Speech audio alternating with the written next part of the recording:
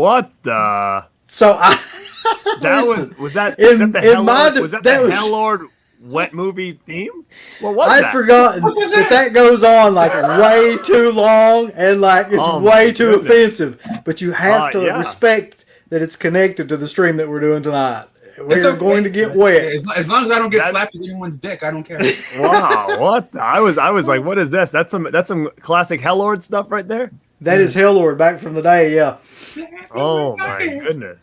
But anyway, we're not here for all that silly shit.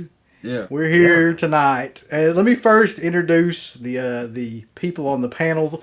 CK is not here yet. He will be here shortly because he is fucking having some car difficulty, and he'll just kind of log into the chat a little bit later, I imagine.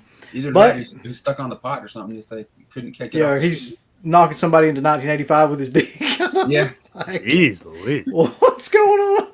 Yep. But first, directly to my right, left, whatever. Depending on your thing is, we got Garrett from Born to Be Rad. He's always a welcome addition in all these chats. We'd love to have him. What is up, everybody? And it's been a long time, man. It's been a while now, but we're happy to have Wetmovie1 back to discuss one of the best topics out there today. One of the things that kind of like we all do. We've all had like similar interests to this, and that is autograph collecting. So, man, I'm excited about this. Been doing this. I don't know about you all, but I've been doing this since early 2000s, 2002 or 3, I would say. Well, yeah. The first, I think I've been getting hardcore into autographs, like collecting stuff was probably for me, like early 2000s, like early Fangoria Weekend of Horror shows or something like that. I think I may have been to one in 1999, but I don't remember. But like the ones I remember is like doing YouTube and shit was like 2000, early 2000s.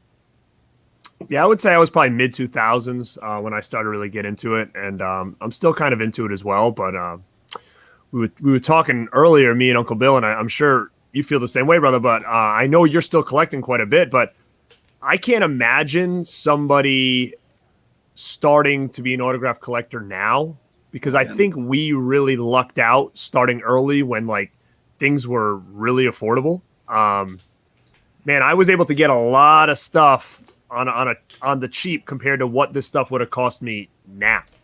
So I think we got kind of lucky than if we were going to conventions now and starting from scratch, in my opinion. So I remember going to conventions back in the day and people just were signing shit either for free or for the most maybe $10, $20 at the most for like the most high end people. And now like the people that are like like victim number 27 and fucking Friday the 13th part 6 is fucking $40. Yeah, we were talking about that. Like the first show we ever went to was 2004, and almost everybody was either free or $5 to $10. Yeah, like it was not even heard of to like charge $20, $25, anything like that. And then like gradually, just year after year, it kept going up and up until now we're at the point where it's like it's normal for like $40 and $50 for just, it doesn't matter who you are, like anybody. Right. Yeah, and it's just I started when I started kind of going to conventions, everybody was roughly $20. You might have had one person that was like the $30 guest or whatever. Like for instance, I got Robert Englund at $30, and luckily I grabbed a couple things at that point in time because now he's like well over. He's $130 now, $125. Yeah, so and that's only going back to like probably. I'm thinking I met him maybe 08, maybe 09. So I mean. Well, that to me doesn't seem that long ago, but it's like over 10 years ago. Damn. You ever have those regrets when you go to a convention and you're just like, I don't want to pay for this person's autograph today. I don't want to wait in their line, and then they're dead, and you're like, fuck. Or like you yes, and the big one I always say is Norman Reedus. I mean, I swear, not that I'm like a huge Norman Reedus fan. I'm not. Walking Dead's okay. I've seen like 1 or 2 seasons, so I'm not hating it. I'm just saying I don't really follow it. But man, Norman Reedus was sitting at tables with what was it? Sean Patrick Flannery, is that his name? Boondock Saints. Yeah, dude, they were at like every convention I attended for years, and they were always just sitting there with like barely anybody at their line, and they were like $20 a piece $25 a piece tops. And I was like, I'll wait when I don't have so many to do, and I'll get them eventually. And then all of a sudden the next year he hit big on Walking Dead, and he was like the main guest at like over $100. And I was like, damn, Dude, I wish I would have grabbed them before. I remember a time where I went to like a horror convention, and yeah, Norman Reedus was just from the Boondock Saints at the time, and his other co-star and stuff. And me and another friend of mine, we're just hanging out outside, and he came out and just hung out with us and was smoking a cigarette and just talking. That shit won't happen now. You know, it's just you can't even get near him now without security tackling you. So, but yeah, that was like a regret of mine, just because it's a really big item to have. That's why it's more or less a little bit of a regret for mine, because I basically walked by him multiple times. Yeah, and then Sean Clark picked him up after The Walking Dead came out, and now he's like fucking Elvis, walking around with an entourage and everything, like everywhere he's at. But I mean, I think the one that I can think of though is Corey Haim, like one of the ones with when Corey Haim and Corey Feldman were at the same show, and they were doing signings, and I skipped him, and then it wasn't maybe like a year or two later that he passed away, and that was like that was it. Same thing with me too. Yeah, man. Show.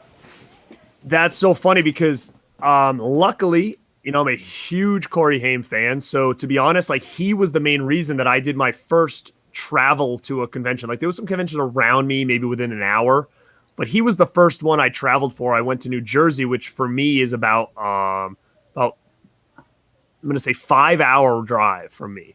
That was Monster Mania. It was the first time that him and Corey Feldman were announced, and that was the reason I went. My wife wanted to meet him. I wanted to meet him. So I met Corey Haim there, got a couple things signed, and then he actually came around that same year to Rock and Shock, which is the one that I've attended a lot more. It's within an hour of me, 40 minutes. So I met him a second time just because I'm a huge fan. And then that March, so Rock and Shock was October. By that March, he was dead. And it was one of those things I was like, oh man, like I'm super fortunate that I was able to get him, and I have him signed on probably like four items. So yeah, one I regret is Corey Haim as well, but there's one I regret the most right now, and the person is still alive, and you talked about him already, and that is Robert Englund. He was at a convention out here, and it was like $100. I'm just like, God damn it! And then the line was like, "You'll be there all day," and I'm just like, no. And now I'm pissed off. It's crazy, man. When we saw him, that would have been, I don't even know, like 2013 or 14. It was 50 at that point, and I just got like a couple things signed.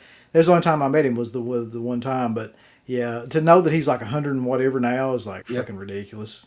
Did any of you guys here, or any of you guys in the live chat right now, remember your first autograph or have your first autograph that you ever got? That's a good question. Yeah.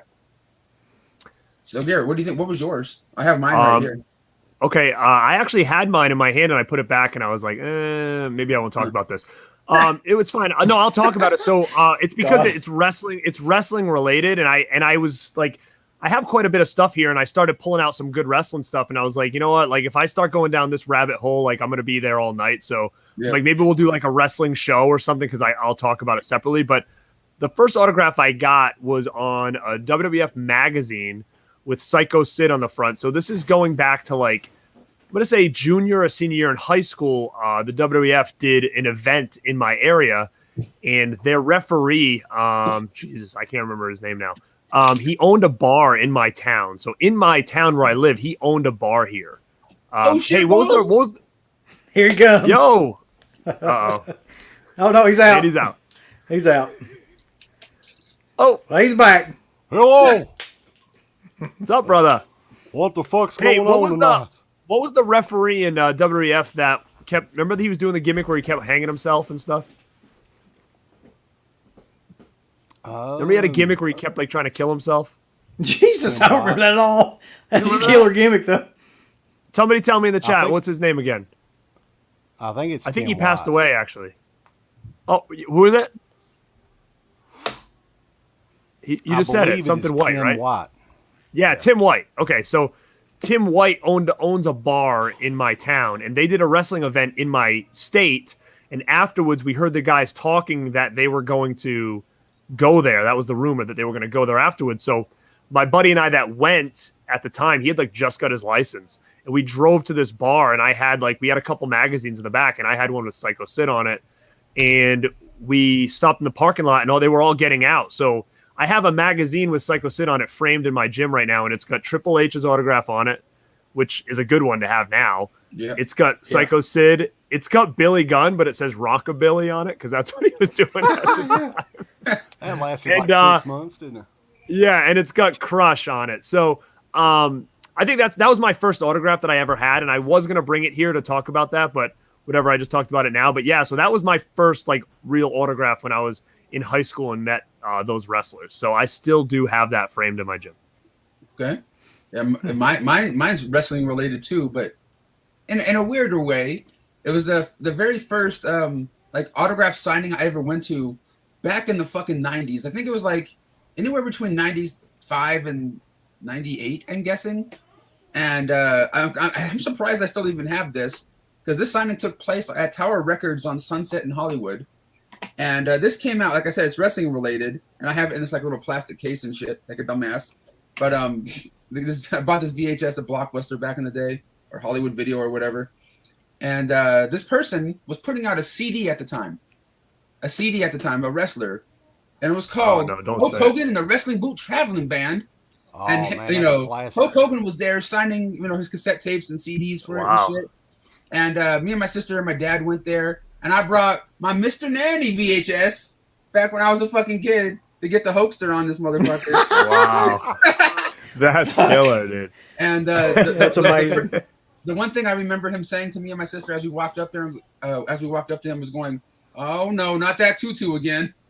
And then he signed our shit and he said, "Fuck off," you know, pretty much, and that was it. But that was like the very first autograph I ever got back in the day. That's awesome. That's unique, which is another thing I want to talk about later. That is definitely unique. How about you guys up top? Yeah. No, it'd be interesting to see. Put that in a saved search and see how many of those pop up on eBay. It's not going to be. I know, right?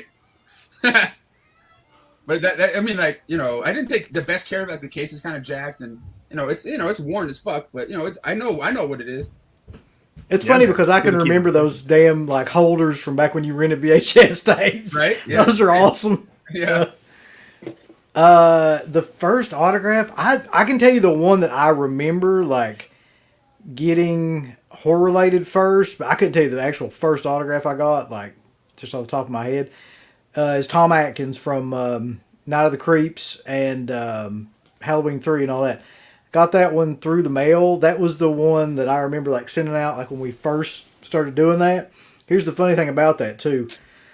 It came probably like 2 months after I sent it, and I had sent like a photo for him to sign in it and the return envelope and everything, and it got like somehow or another in the rain, and so like the whole side with the autograph and everything was like completely almost like washed off and shit, and like it was just destroyed, and it was like heartbreaking to me because like he was one of my favorite celebs at that point in time. That was one of my favorite movies. Were you able to replenish that? Yeah, we met him, and then he was a douche to I think I remember when we met him, but we actually met him after that. Yeah.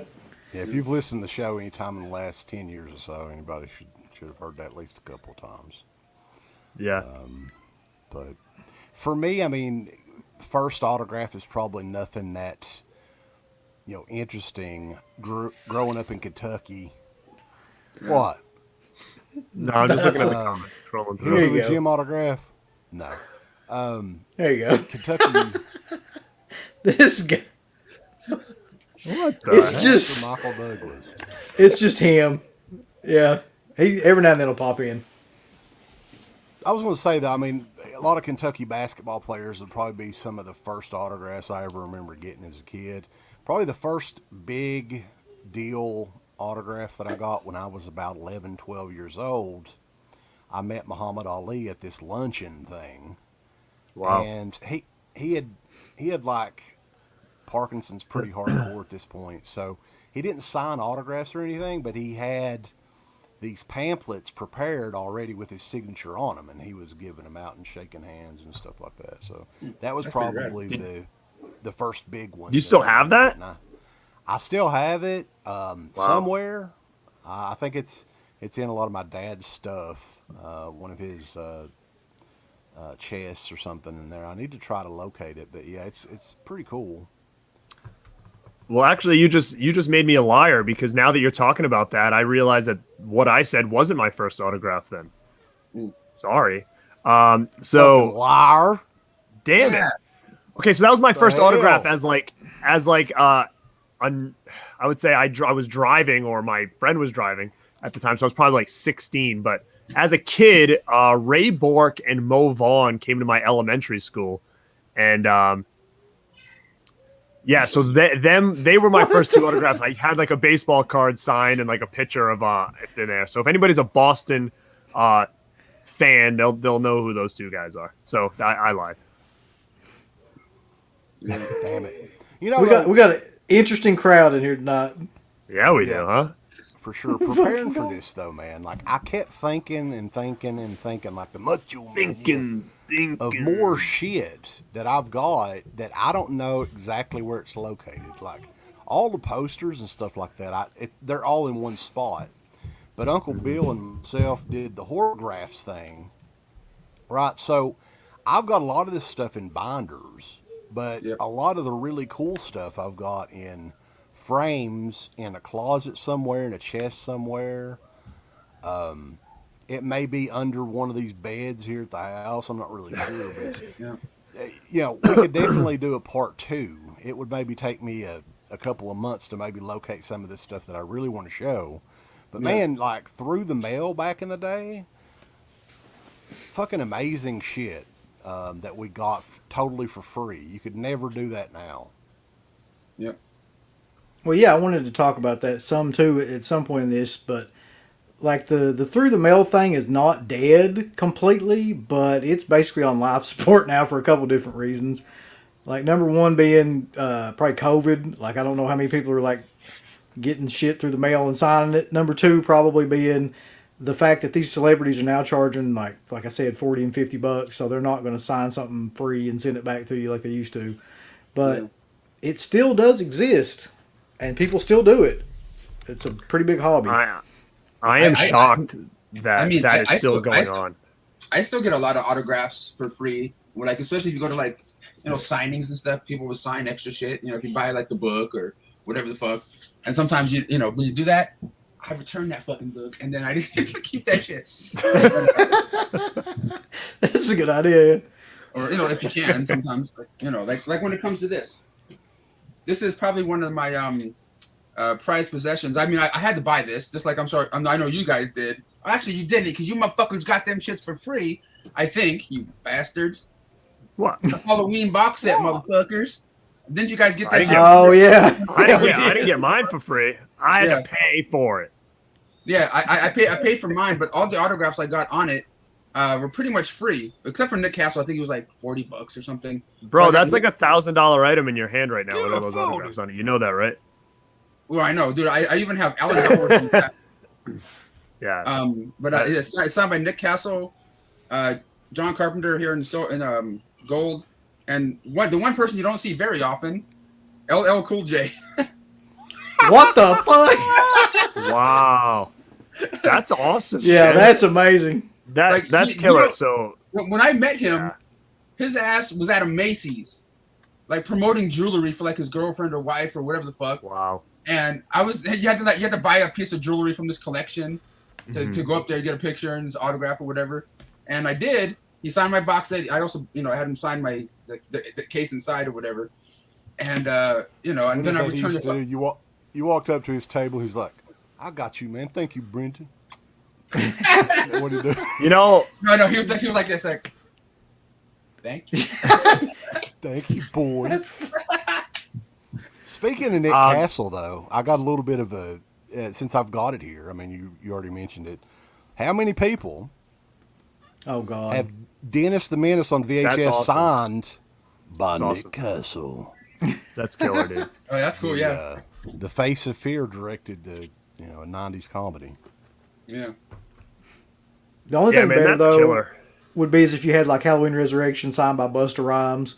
So you know what's funny about that? I met him. I would have. Garrett's going. Oh man, I've been looking for that. I've been looking swear to God, around lately to like figure out how I can do that. No, I don't have it. But it's funny that you mentioned that because I've honestly been. I don't like Resurrection at all. but I honestly have been looking around like on eBay to see if there's anything out there. And also like I've been searching on his website to see like, is there any way that he does like, signings and you can send something in or whatever, because that would be something that I would love to have. Which is why I think that what Wes just showed about the Dennis the Menace and what Brendan just showed about LL Cool J is one of the main reasons why I thought this was going to be a cool show, because doing this for quite a while, my biggest thing is trying to get unique stuff signed, either something very obscure like an LL Cool J in a Halloween or just an obscure item signed by somebody. And that's kind of what I have a couple things here that I've been trying to do lately. But that LL Cool J on that Halloween box set is really cool, man. And, that's awesome. And somebody just brought up Ice Cube, so I'm gonna show this for a second, because I didn't think this was gonna happen, because at this event at Amoeba Records, he was doing this like if you buy his new album, like whatever the fuck the World's Corrupt or whatever the fuck the new one was, you can get a picture with him and shit. It sounds like a rap album. You know what I mean? Any rap album. Like like to fuck the world or whatever. Yeah. And after the event was over, like you got a picture with him, then you just fucked off. You know what I mean? That was it. And he wasn't signing shit. I walked outside of Amoeba Records at the time, and I saw a crowd of people crowding around this one section of the store outside.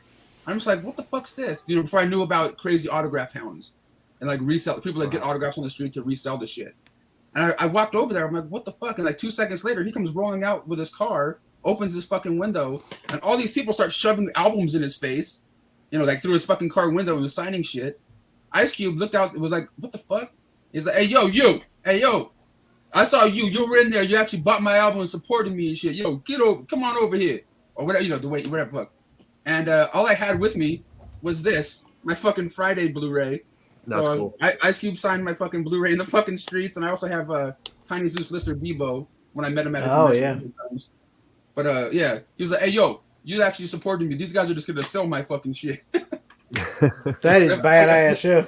I knew that was gonna happen. I probably would have like brought like a mini poster or something, but I didn't know what the fuck, you know. I just had this in my pocket. But yeah, that's sweet. So yeah, it looks like everybody's got some stuff. So show us some stuff. What you got? What you got, G? I got one. I'll show you though. Yeah, go ahead, bud. Speaking of like obscure shit, I know you've got this too somewhere, CK. I don't know if you remember this or not. We got this for free. Dream of mirrors. We got this for free too, which makes it even better because we knew the promoter of the show, and at that time we were on pretty good terms with him. But speaking of like odd things that you get signed, it's a machete signed by Danny Trejo. Yep. From Machete, and he actually gave that to both of us. I don't know how far I can. Yeah. That's cool as fuck. Yeah, I'm sure nowadays he probably sells his own machetes, and they're like $100 a piece or something like that. Yep. But that's killer, dude. You want to hear something funny? What? I have a machete signed by Danny Trejo as well that I brought to a convention. And man, it was like back then. Luckily, I was able to get it in. I don't think you can bring a real machete into a convention now, but back then I was able to do it. Bunch of pussies. But what's actually sad is it's like he's on one side and then Kane Hodder's on the other side, and it's kind of like one of those things where it's like, I guess it's cool, but it makes like zero sense, like that they would be on the same side. You can flip it over. Yeah, my machete's over here. Actually, I know exactly where it's at. But guess what? I still have on my phone, Uncle Bill. I found it. What? Quick as that. Look at that. For a radio show, if you could what's the radio show? DEADPIT Radio or DEADPIT.com. DEADPIT.com. Okay. Say your name and you're listening to. My name is Danny Trejo, and you're watching DEADPIT.com. Oh, you ain't watching it, motherfucker. Well, you can watch it now. Yeah, I could use that. Yeah, you can use that now. You should. Yeah. But there you go. Yeah. Cool. That would be killer to put after the countdown on the stream when it shows like the ghoulie. You have like that like play or whatever over the ghoulie. That'd be killer. No, I'm about willing to bet that nobody has Pamela Springsteen's autograph. No, nope. Just I wish it did. Yeah, not unless she signed like some sort of picture that she took or something. I don't know. I wish I did. What you got, man? There was a celebrity. I know we got a lot of stuff, so. There was a celebrity I met that I was really hoping I can get his autograph on, you know, on a piece I had.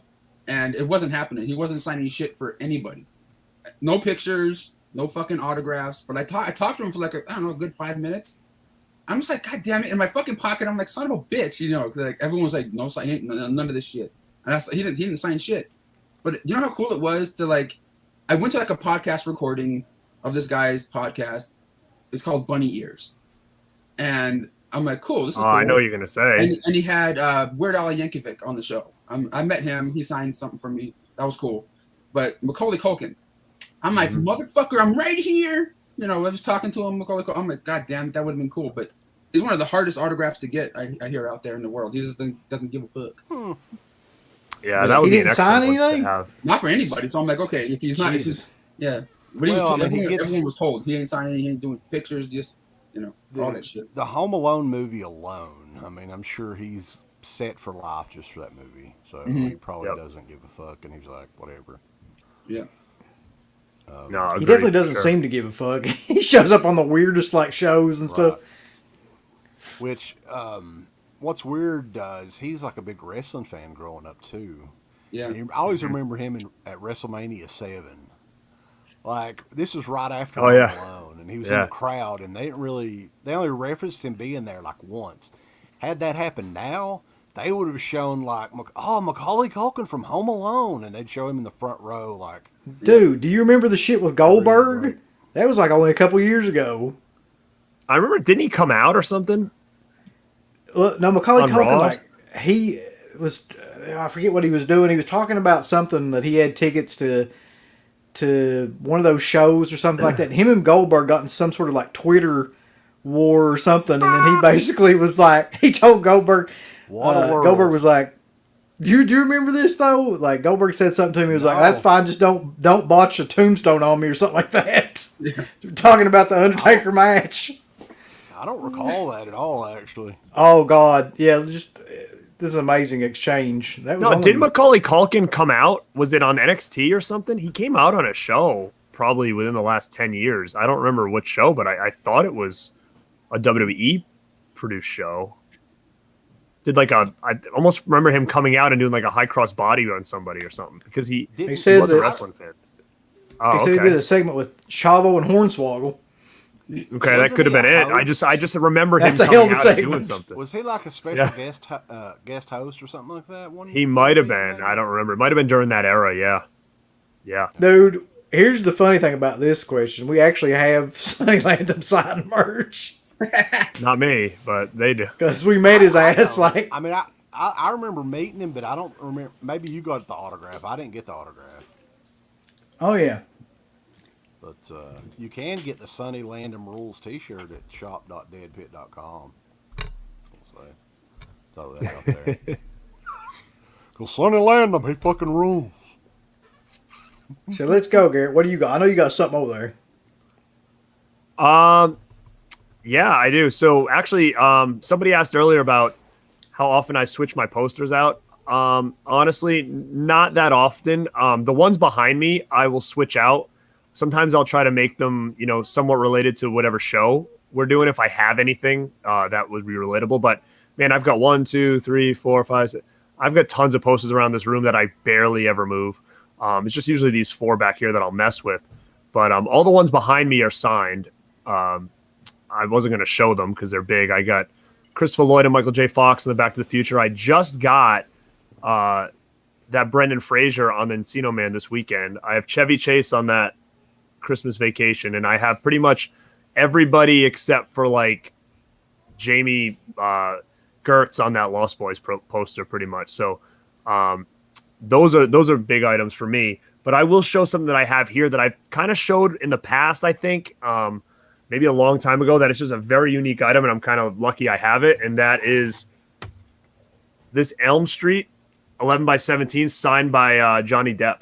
You son of a bitch. Yeah. You fucking son of a bitch. So that's a pretty big piece in my collection here. He did sign it in black though, so you got to really kind of see it. It's hard to kind of see like from there. You want to trade? I got this Johnny Depp.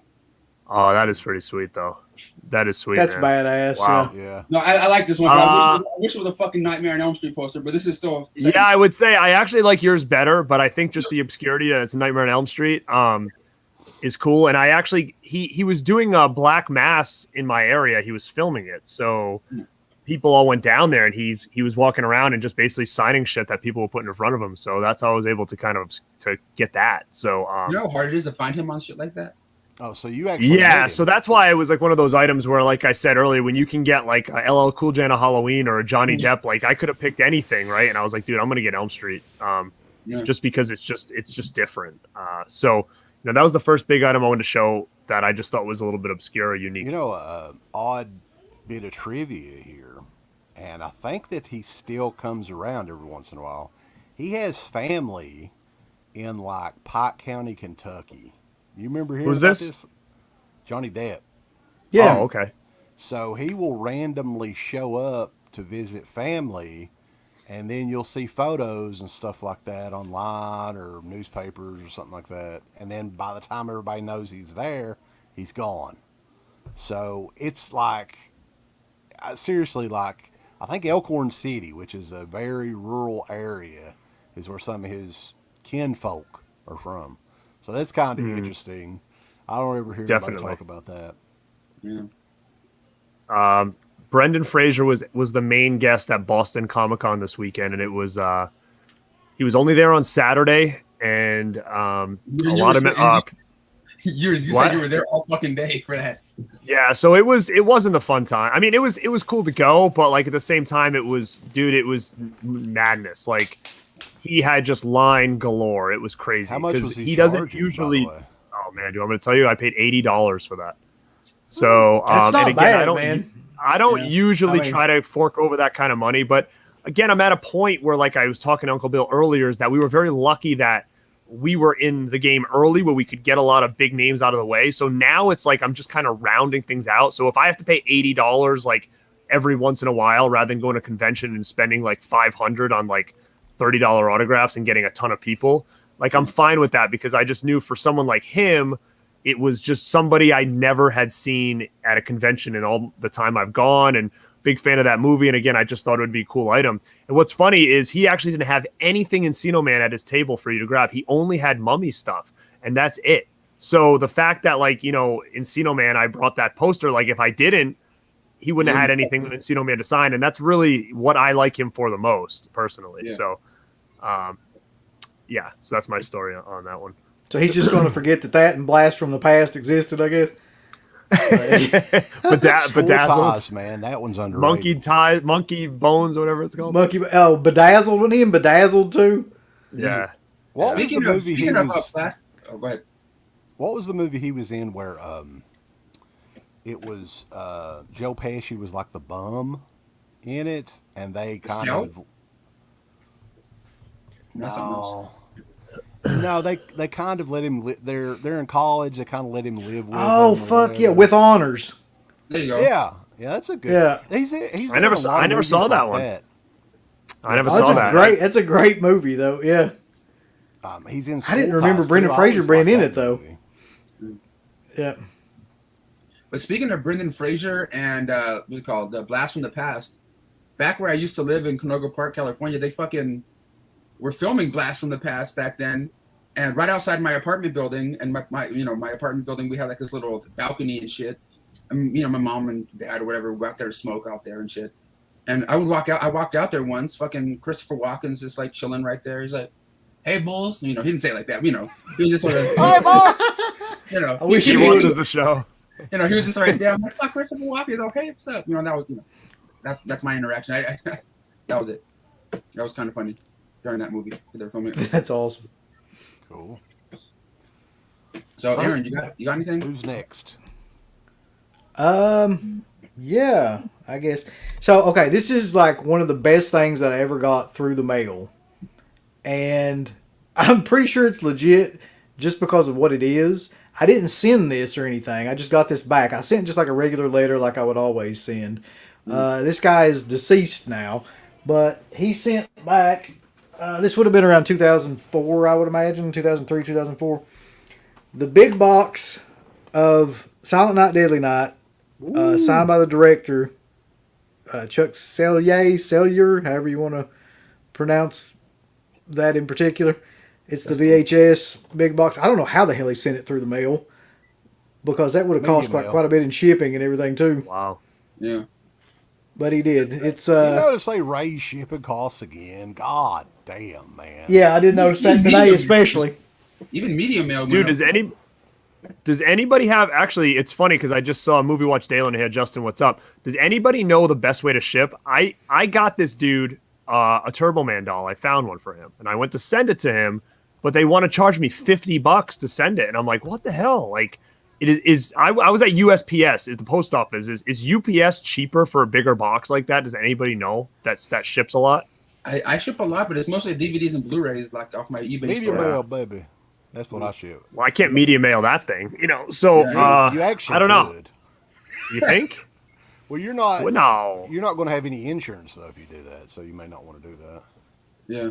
Well, I mean, if I boxed it pretty damn good, $50. so, I don't know. So just use your PayPal and ship it on PayPal, and you can use media mail for anything. I'll try that because I need to go to UPS and see what their prices are, because it just sucks that it pretty much cost more than the item did. So I didn't know if you guys had any heads up on, or like any opinion on that. Sticking with VHSs here, I think this is it for me and the VHS tapes. This is one that I got through the mail as well, and I've kind of jacked this movie off enough over the years, I guess, so I'm not going to talk about it very long. But it is The Forest, right? Signed by Gary Kent, who is still a good friend of mine on Facebook. That glare sucks, but yeah. So the interesting thing about this is, I got this probably 2004. His wife at the time, who was the main lead female, signed it as well. And you can see, like, the signature is it's kind of wobbly a little bit.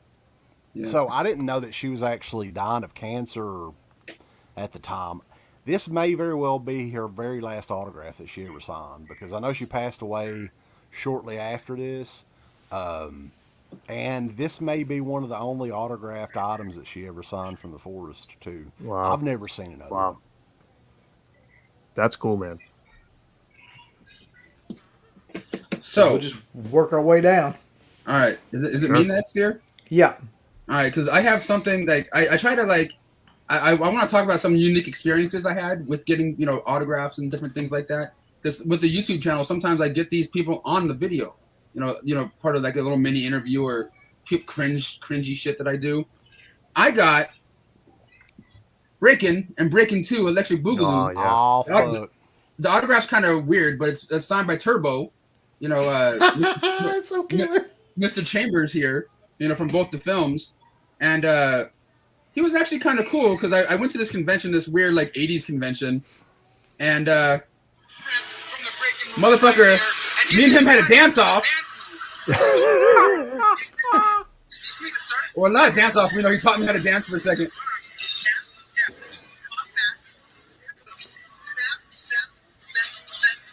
It was kind of a weird thing. Sick. And he signed my shit for free. It's amazing. You didn't do half bad there, man. No, that's not bad at all. Yeah, but yeah, I just want to talk about that for a second. There you go. Wonder if they'll ever do the 4K releases of those. They should. I'd buy them.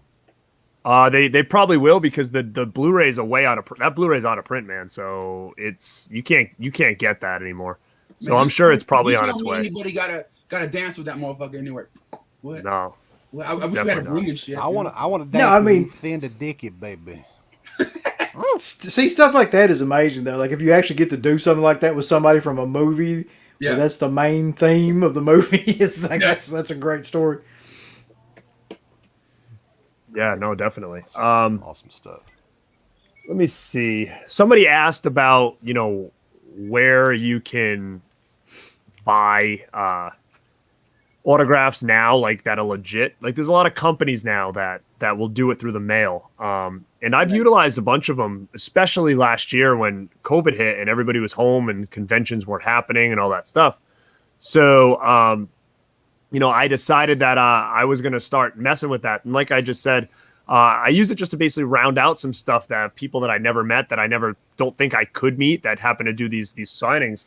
And a cool item I recently got, which I'm going to do a separate video on, but everybody knows I'm a huge Karate Kid Cobra Kai fan. So Zobi actually did this for me, and I had specific instructions for them to do this, and it wasn't just a straightforward, hey, I want this and whatever.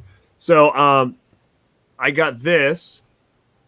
So if you guys know Terry Silva and Martin Cove, but they're both on here. Both signatures are on here. So that's a pretty cool item, just because, again, I'm a huge fan of the Terry Silver character and Martin Cove. So I recently got that, and it's pretty cool because they had this all done. Instead of just sending me one of each, like I asked them to have them both on the same one. So I always like that when you can get multiple people that are on the picture or on a poster on the picture itself. So kind of always, it always kind of bothers me if I would have got like that and it would have had just Ian Thomas Nick and the other guy wouldn't have been on there. Ian Thomas Griffin and the other guy wouldn't have kind of like bother me. So so I'm kind of happy with that. Cool. Yeah, that's a great one too. Hey, look what we got, guys. Give me 20 fucker. Super chat. Uh-oh. Here it comes. Give me 20 fucker. Hang on a second here. I didn't have it ready. I thought That's okay. We can do it ourselves. Give me 20, fucker. Give me 20.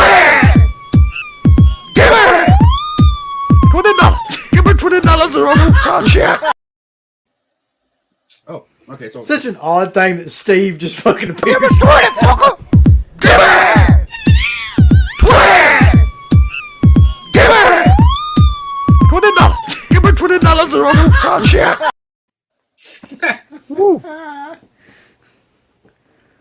Alrighty. I think it's your turn, UB.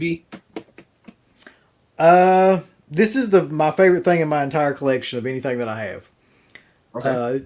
Including like posters or anything like this. I got this from Slippy. God, I don't know, 5-6 years ago or something like that.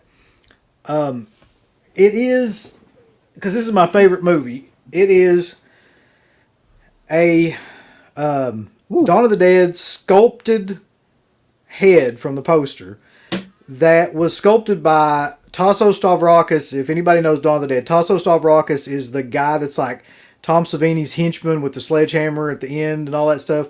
It's sculpted by his brother, I believe. Wow. And it's got signatures of everybody from the film on it. Tom Savini's right there, Sharon Sadie, Ken Foray is on the side, Romero is on one side. And it sits like, you can't see this, I wish you could, but like it sits like, flat. Yeah. So it looks So when like you sit it that, on anything. It's, I don't know, it's just, I always thought it was like the coolest thing. That is awesome, man. That's really cool. I think it has, let's see. Badass. I remember that wasn't that an auction or something you got that at? Yeah, that was Slippy that actually got it. He got all this shit signed on it. And then I bought it off him on auction. It's got 1, 2, 3, 4, 5, 6. Was it like $500? Because his auctions go crazy sometimes. Like this was back in the glory days. No, it wasn't even $100. I don't think. It's got 14 signatures on it. So, yeah, I just always thought it was cool. Yeah, it's cool. That is very neat. I'm guessing you won't find many of those online either. He probably did a very limited number of those. Yeah. So another one that I grabbed off the bookshelf. If y'all don't know, I don't like to read. I'm from Eastern Kentucky, so if I get a book, it's got to have pictures in it. A lot of pictures. Yeah, and this one does. This one's badass. Pop up and shit. This is the Return of the Living Dead Complete History. Now, this is around the time when the Crystal Lake Memories come out a couple years before this. Yep. It's got some really cool, just pictures and stuff like that. I don't read it. I just look at the photos, like I said. But this was a Dark Delicacy signing. I think Uncle Bill may have one of these as well. Yeah. Back in the day, man, Dark Delicacies had some of the coolest shit, especially this time of year. Like, they would book stuff all month, September, October, cool stuff like this. And when I say cool stuff like this, check this shit out. Look at them damn signatures, baby. And it's a lot of the main cast of the movie signed this. I've got the list here somewhere. Hang on a second. And they signed the front page too. Yeah. So it's 2 pages of signatures. Beverly Randolph, Don Caffa, James Cairn, Joel Shepard, Brian Peck, John Fillman. Even people from part 2 and 3 are on this. So like 13, 14 signatures maybe. And the cool thing about this is, back then, of course they don't do these sort of signings anymore really. You would just pay $30, whatever the book was. Yeah, it was something like that. $24.95, and then they would charge like a $10 shipping fee or something like that. So less than $40 for like signatures that would cost you $40 a piece now. Right. And what sucks is they don't do anything. Glory days. They don't do anything near that killer anymore. No, like they don't have the. Sorry, go ahead. I was just gonna say they don't seem to have the mass signings like that anymore. Like they used to have like Friday the 13th and Nightmare on Elm Street. I'm looking at the fucking Nightmare on Elm Street poster thing that everybody signed right now. They don't do anything like that anymore. It doesn't seem like. No, like, you know what pisses me off about that is, like, I lived next to it, and I didn't know about half these cool signings, like the Friday the 13th ones or Halloween ones when they were signing all the fucking Blu-rays, those documentaries and shit. Yeah. And like after that, I'm like, God damn it, because some of those DVDs and Blu-rays that the big old all the cast signed, one of them sold recently for like $2,500. Really? I have both of them. You know, in the autograph. I have all that stuff from back then. I don't think there was one thing that I skipped out on back then. They used to do we didn't. Movie poster signings too, where they just charged you shipping. That was it. Yeah. Mm-hmm. So they had like After Dark Horror Fest signed by like 50 people or whatever it was. And I don't know if any of them have become anything, but still, you know, it's pretty cool to get for $10.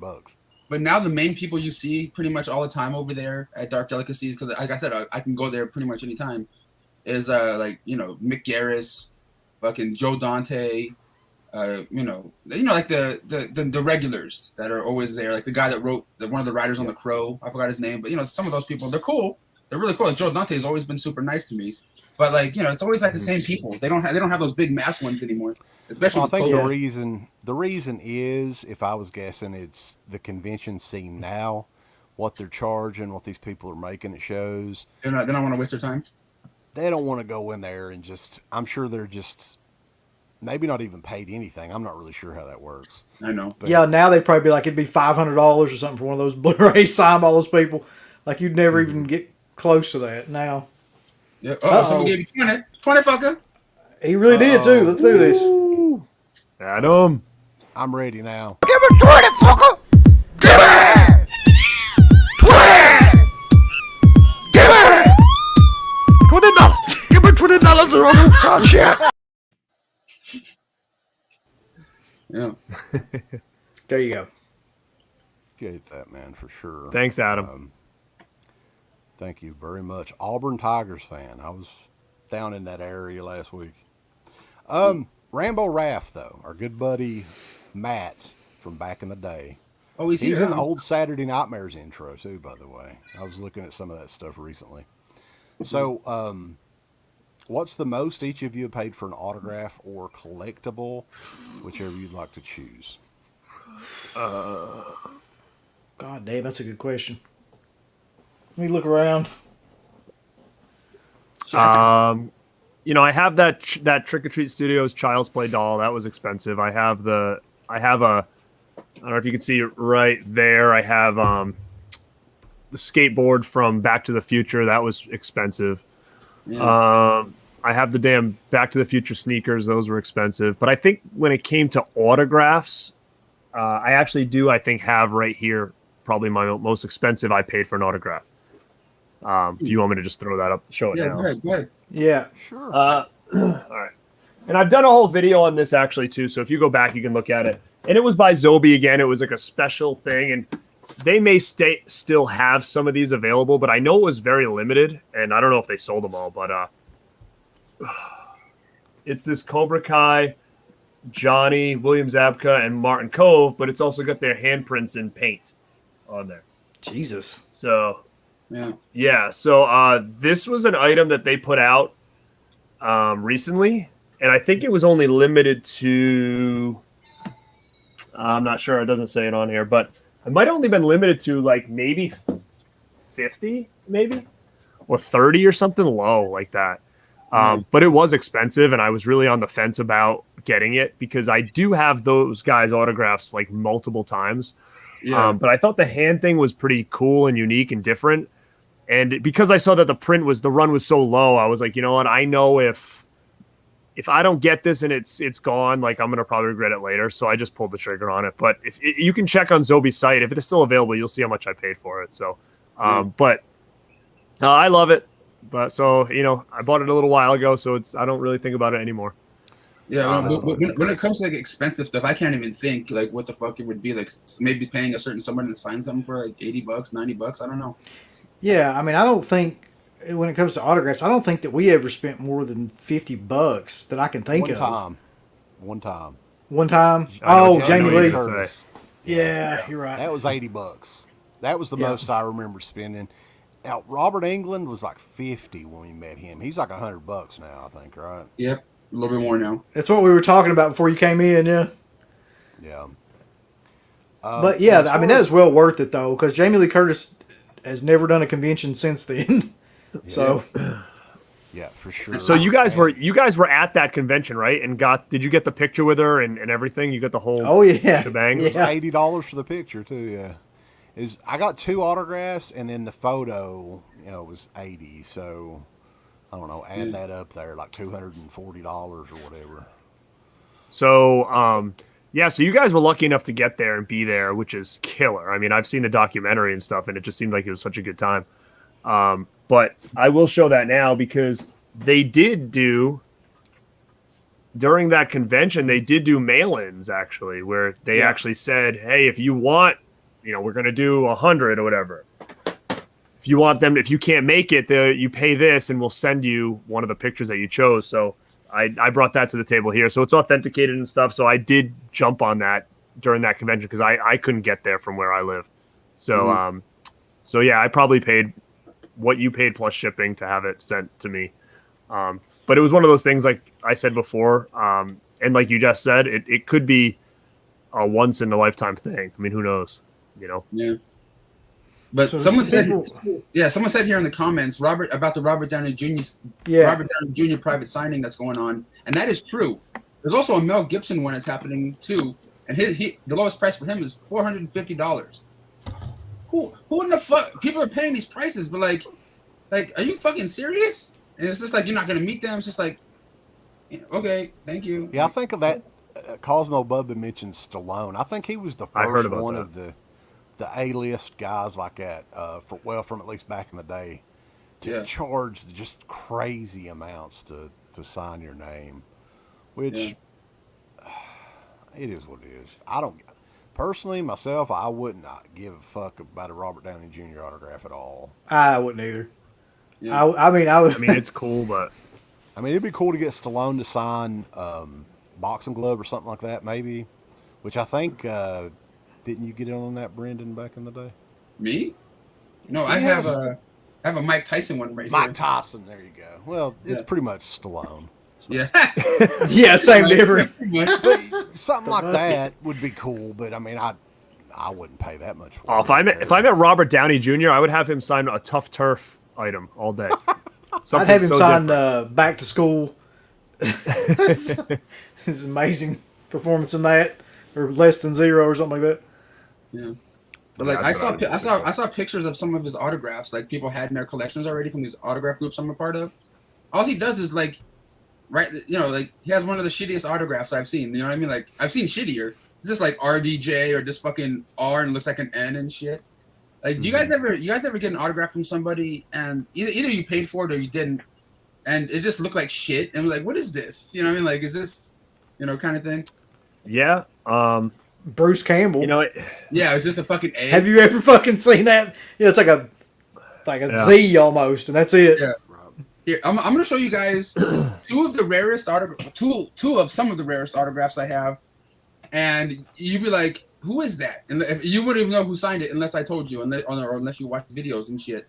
I have a Do the Right Thing signed by Ernest Dickerson, who I met at Dark Delicacies. He's a cinematographer. And who the fuck do you think that is? DL, maybe? Yeah, Spike Lee. Oh. I met him in person at this screening Wow. and shit. But, like, you know, it's just like, you know, you could have put a little umph into it, you know. That's pretty badass, though. How many people have something signed by Spike Lee? Seriously. Yeah. But I also have this one. Like, I gotta look this up real quick. Fuck it. Come on. I gotta try to find it on my fucking Instagram and shit. It's here somewhere. But I got this one signed in person. It's like, who the fuck you think signed that? I'm sure Garrett knows because he probably may have watched. Looks like a big M. Yeah, it does. What is that? Nicolas Cage? Yeah. That's Fuck, cool. I man. want that. You know? I'll fight you for that. He also signed my Con Air Blu-ray, but like you can't tell by since I use the same color. But I was talking to him for like a good like couple minutes, just chilling at this. What was the premiere called again? Color Out of Space. They had a little premiere out there, and I was talking to him for a minute or two. It was kind of cool. He's kind of a unique motherfucker, but the autograph don't look like an N. It looks like an M. It doesn't look. It's like, what the fuck is that? But it's him. You know what I'm saying? Like, I know it's him. That is ridiculously cool, though. Even though, like, you're right, though. Like, you would never know who the fuck that was, or nobody would ever like believe you. I mean, unless you had those pictures and shit, because it's just like whatever. Yeah, I should have asked. If you call up, if somebody had Nicolas Cage's number, and they wanted to get him for a movie, what do you think he would say initially, Uncle Bill? What do I think that Nicolas Cage would say? Yeah. Any Give movie. me 20, fucker! Give me 20, fucker! Give me! 20! Give me! $20! Give me $20 or I'm gonna shit! Adam and Rambo, brother. Heck coming in hot and heavy over here with the fucking... Coming in hot! Go on for a chat sometime. We haven't talked to him in forever, but yeah. We got to address this because this is funnier than hell right here. Yeah. Oh shit. For the memories and good times, and I accidentally clicked off of it. My bad. There's too many people doing this shit right now. We're fine. We'll go back to it. What we got here? Talking about like somebody that was an actress in Mad Men refused to sign a poster. It's got to be fucking Galen Ross, because she like absolutely will not sign anything related to that, or like even talk about that she was in the movie.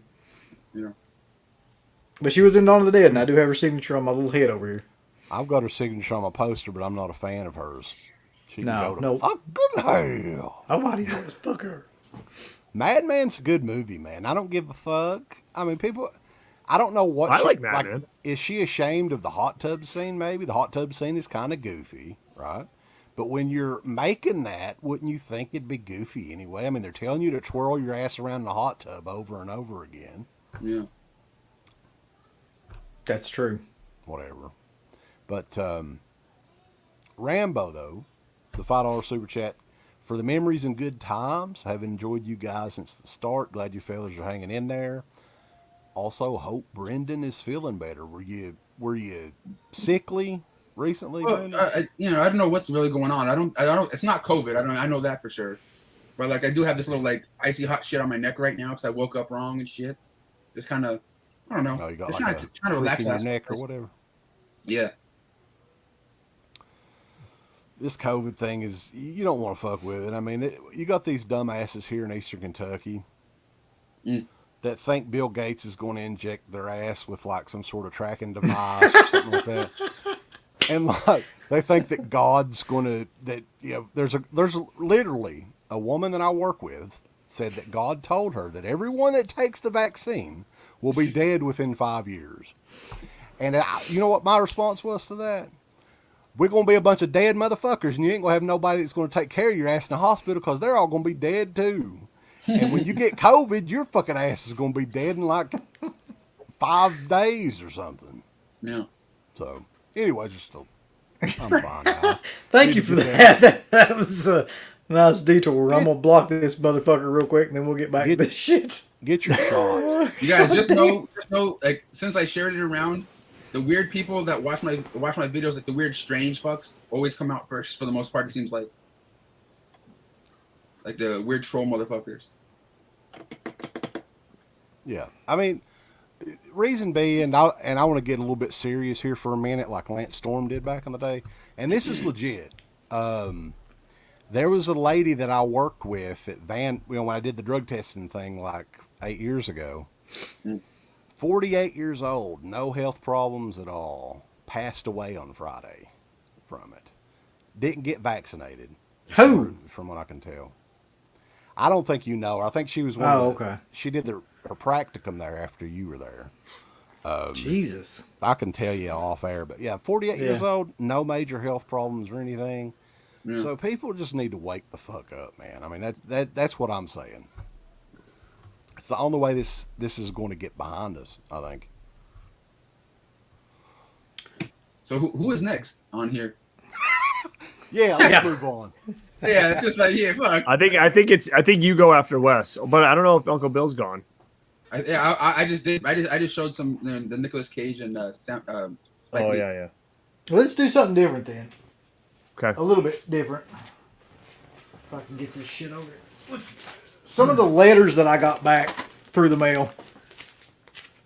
That's always fun. That was part of it too. That was a great personal type gesture that you would. So, I always used to love it when I would get these. Like, a few people would have their own stationery and stuff. And, like, this one is from Eduardo Sanchez that directed Blair Witch Project. That's cool. And he writes on it, sorry this took so long. I'm right in the middle of production, and I just went through my box today. Hope you're still well. Email me when you get a chance. It's got his email and shit on there. So, I thought that was pretty cool. So, he was making the Blair Witch Project when you sent that to him? No, this would have been, I don't know what he would have been making around that time. I'm not sure what he made after that. Maybe he might have been doing the... There was some movie that came out like, God, I think we got sent it to review, but I can't for the life of me remember the name of it now. It's like an alien movie of some sort. I can't think of it either. Yeah. I thought this was awesome. You don't know if you guys will know who this is or not. You might not. Brian Usna, who directed Society, and what else did he direct? He was just got Dark Delicacy. Yeah, he was. He actually sent this through the mail where he drew this picture of himself and then signed it. That's unique as fuck right there. And I had mentioned this a bunch of different times, but this is actual like art that everybody's favorite person, Victor Salva. Oh shit! Had sent. Oh no! You shouldn't show this on there, Uncle Bill. I mean, it might. Oh, we're good. Yeah, this is production stills and art like from Jeepers Creepers. I like that. I dig that shit. I don't dig what he did, but that's cool. No, yeah, I don't either. But around this time, like I had no idea any of the shit that was going on with him. Altered. That sounds right. As far as the Sanchez movie. Yeah, that's what it was. But he sent like a ton of this stuff because I guess nobody really sent him fan letters. I'm betting. Yeah. But you know what? It's pretty fucking killer. He didn't send you any videotapes, did he, Uncle Bill? No. Send you any blank tapes for you to record stuff for him. How about any toys or anything? Yeah, he did actually send me a toy. I wish I could find it. All right. Listen. I have a story when it comes to Victor Salva. Oh God. Oh boy. I was supposed to meet him. Okay, he was supposed to be at this screening of Jeepers Creepers, or I think they were. And then he found out that you were over the age 18, right? And then he canceled. Fuck you. No, but he was supposed to have a screening of like part 3 or some shit, or like a double feature or something at the Chinese theater. And I was invited to go because a friend of mine at the time was putting on the events and stuff. And I was like, "Fuck!" And I knew there was people like protesting the fuck out of that screening, outside, like saying if this happens, we're fucking gonna burn this motherfucking place down. I'm like, oh please let it fucking happen because I wanted to get an interview with him, talk to the people outside. I wanted to do that whole cut back and forth thing. You know what I mean? Like it would have been like fucking insane, and like because I would have started off the interview, like regular, hey man, how you doing? Like being kosher, and then try to end the last couple of questions was so how was it touching a little boy? some shit like that, or Shit. you know what I'm saying? Like, How was that? I'm going to do any interviews. Yeah. Yeah. What was that like? No, like it didn't. It got canceled. They No, I mean that's what the questions would be like. So what was that like? Yeah. I mean, you have any extra copies? You fucking turd. So I got this one. This is a letter that James Karen from Return of the Living Dead wrote back. That's pretty cool. What's the odds, man? That's exactly what I had in front of me. Really? Check With the this letter? out. Yeah. Yeah. Now, is it the same letter or on the no? other side? It's like a presidential photo. Wow. That's signed. That's so random, Wow. isn't it? Yeah, so you would get like all kinds of cool random stuff back from these people. I was always hesitant about doing that. I never did it. I was always like, "There's no way I'm gonna get anything back," and I always wanted to like send like some posters or whatever. And I'm like, no, because I'm never gonna get this back, and I'm gonna lose it. And so I never did that. So I'm actually really impressed that it all was legit. Yeah. These are my favorites, though. Like where they actually told you something. This is from Betsy Palmer. Oh, fuck. It says, "Thank you for your expressive and sweet letter. I always thought no one would ever see this film, and that it would come and go, and that would be it. I was approached about the mother role." I'm trying to read it because it's really hard to read in her handwriting. But thank you for seeing the truth and honesty in what I did as Pamela Voorhees. You have something. Oh, you have touched my heart. So yeah. Victor Salva wanted you to touch something else of his. So that's why.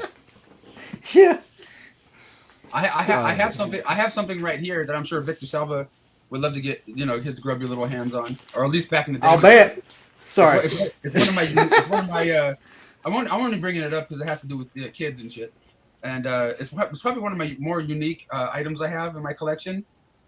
A Willy Wonka's golden ticket, signed by cool. all 5 kids from the original Gene Wilder film, like Mike TV. That's awesome. Violet Beauregard, and it's Charlie. graded. It looks like, or authentic. Yeah. It's Beckett slabbed or whatever. That's sweet, man. Yeah, it's really cool. And I also have I don't know if you see it up here, but a Gene Wilder picture from autographed by him, from Willy Wonka. That's an awesome piece. I've seen your video on that. Yeah, I need to do something with this and the golden ticket and like frame it in a certain way or something. But I can't forget my Jackie Chan. That's right above my head, and my Ozzy Osbourne when I met him in person. The Ordinary That's Man. sweet too. Yeah, I've actually got an Ozzy book signed. I think Adam Beck got me years and years and years ago. Yeah. At some sort of book signing that he did in Florida. So. Yeah. But yeah, I mean, as far as the letters through the mail stuff, just some interesting stuff that was in. I just pulled one book out. I probably have 7 or 8 of these books.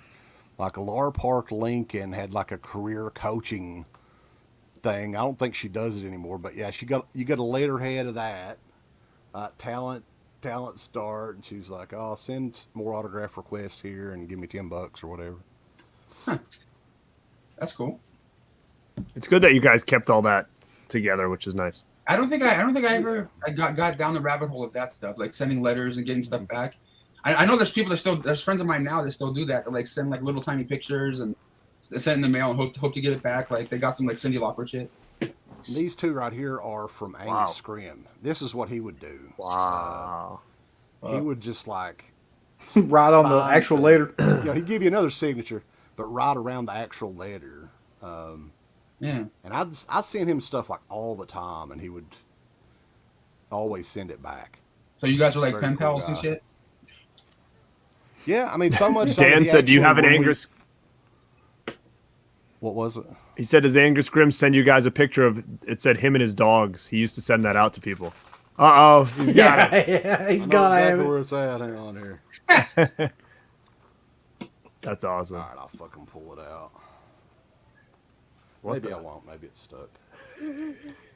We can see it. Aw, tall man. That's killer. Tall man loves his pooches. I love that picture. That's always so funny. I think I've got a couple of these. The other Hang one on your fridge. Yeah, it's from my Papa Angus. I mean, I've got like another. This is another booklet that has like 4x6 photos in it. So like, I've got one of Robert Carradine from Body Bags. That's kind of. I just saw that in here. So, and a lot of Troll 2 signatures. I don't know, but the through the mail thing was a lot of fun back in the day. Yeah. You just never knew what you were going to get. I mean, it's almost like, it's Christmas time every time the mailman came, I see that somebody said John Carpenter still does it. I mean, I would love to send something out for him, especially now, as he's getting older, Back in the day, I sent Carpenter an original one sheet of The Fog, and I was scared to death. But he signed it and sent it back, Wow. That's dope. That's awesome, man. That's crazy. Every time I might try that because I do have a lot of like 11x17s, but I have Carpenter on a couple things already. But I mean, it would be nice to get him on more stuff, especially if he does it free. Because if you meet him at a convention, he's pretty big money. So yeah. Another cool one, real quick here. I've got his signature, but it's got water damage. It's kind of fucked up. But this is pretty cool to have. So Ben Chapman, the creature from the Black Lagoon, the original creature, he passed away a few years ago, and he sent this back with the autograph. He sent me like a 4x6 autograph. But the cool thing is on the like a stamp of the creature and the envelope, and I've got like a card there too. That's cool. There was 2 creatures. There was him and Riku Browning, right? I think Rico Browning's still alive. Yeah. Yeah, but that's killer. There you go. Balls. I saw someone. No, I think actually you guys were talking about the Aussie and all that stuff. Yeah. Here's a pretty cool item that I have signed and framed. Yes, there. Alice Cooper. You got the "He's Back" single, or I don't even know. Is it a full album? I'm not sure what it is. He's doing the conventions now, I think, right? So this was done in 2016. Yeah, that's pretty cool. I knew he was coming to a convention, and I actually wasn't able to make it. And I bought that and sent it to a friend who I knew that was going there, and she got it signed for me. So is that yeah, like I purposely bought that album. No, it's a full size album, but I just don't know if I can open it and see if it's a single. I don't remember what it is. They have 12-inch singles too. I just couldn't tell. It could be. It's just I just thought that the picture on here was so killer that I think it kind of fit perfect. And he did a good job. Like his signature's nice, and it's like I'm glad he did it like off to the side like that. Like it just I would have kind of been bummed if he did it like right over his face or something like that, because sometimes people don't give a shit and they'll just do stuff like that. But yeah, I thought that was a cool item for sure. Yeah. All right, you want to go next there? Is it Webster? me? Okay, it's me now. Yes. Okay. I was trying to get this fucking shit queued up over here. I have like another little video. Maybe UB's got some stuff. No, I got it. I'm cool. There's this actor I've always liked, right? I've always thought it was cool until TV back in the day, Family Matters and stuff. And it's not Urkel, which I have his autograph over here. I have Jaleel White over here. But I got my Die Hard Blu-ray sale. Like I said, I have a lot of my autographs, on Blu-rays and DVDs and shit. I mean, I have a lot of like pictures and shit too, but mostly like DVDs. But I have this one autographed by one of the writers, Mrs. McClane from the Die Hard franchise. Not Bruce Willis. That ain't never gonna fucking happen. Wait, Nicolas Cage did, so who knows? And Reginald Vell Johnson, the cop that helps John McClane in here. And he played Carl Winslow in Family Matters. And he was at a screening, for Die Hard 20th anniversary screening.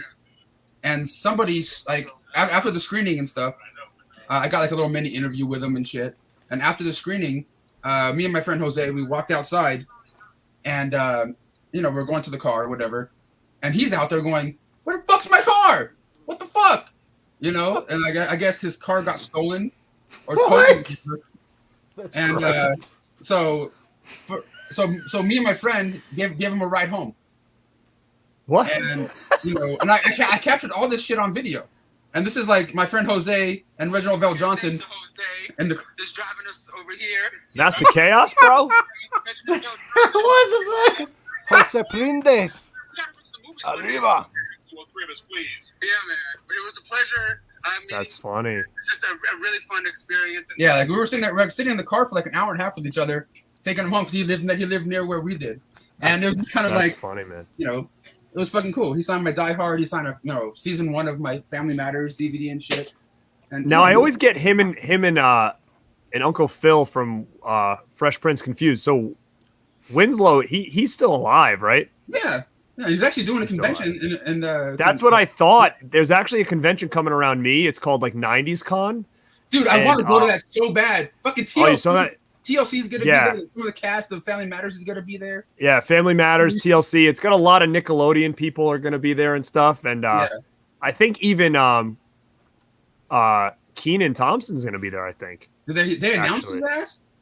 I think so, yeah. But Kel is not on there yet, which I thought for sure he would be the one that they'd get, Dude, Kel's fucking Christina cool. Ricci is like the big name right now. And then yeah. What's her name there? Sabrina the Teenage Witch is another. What's her name? She's there.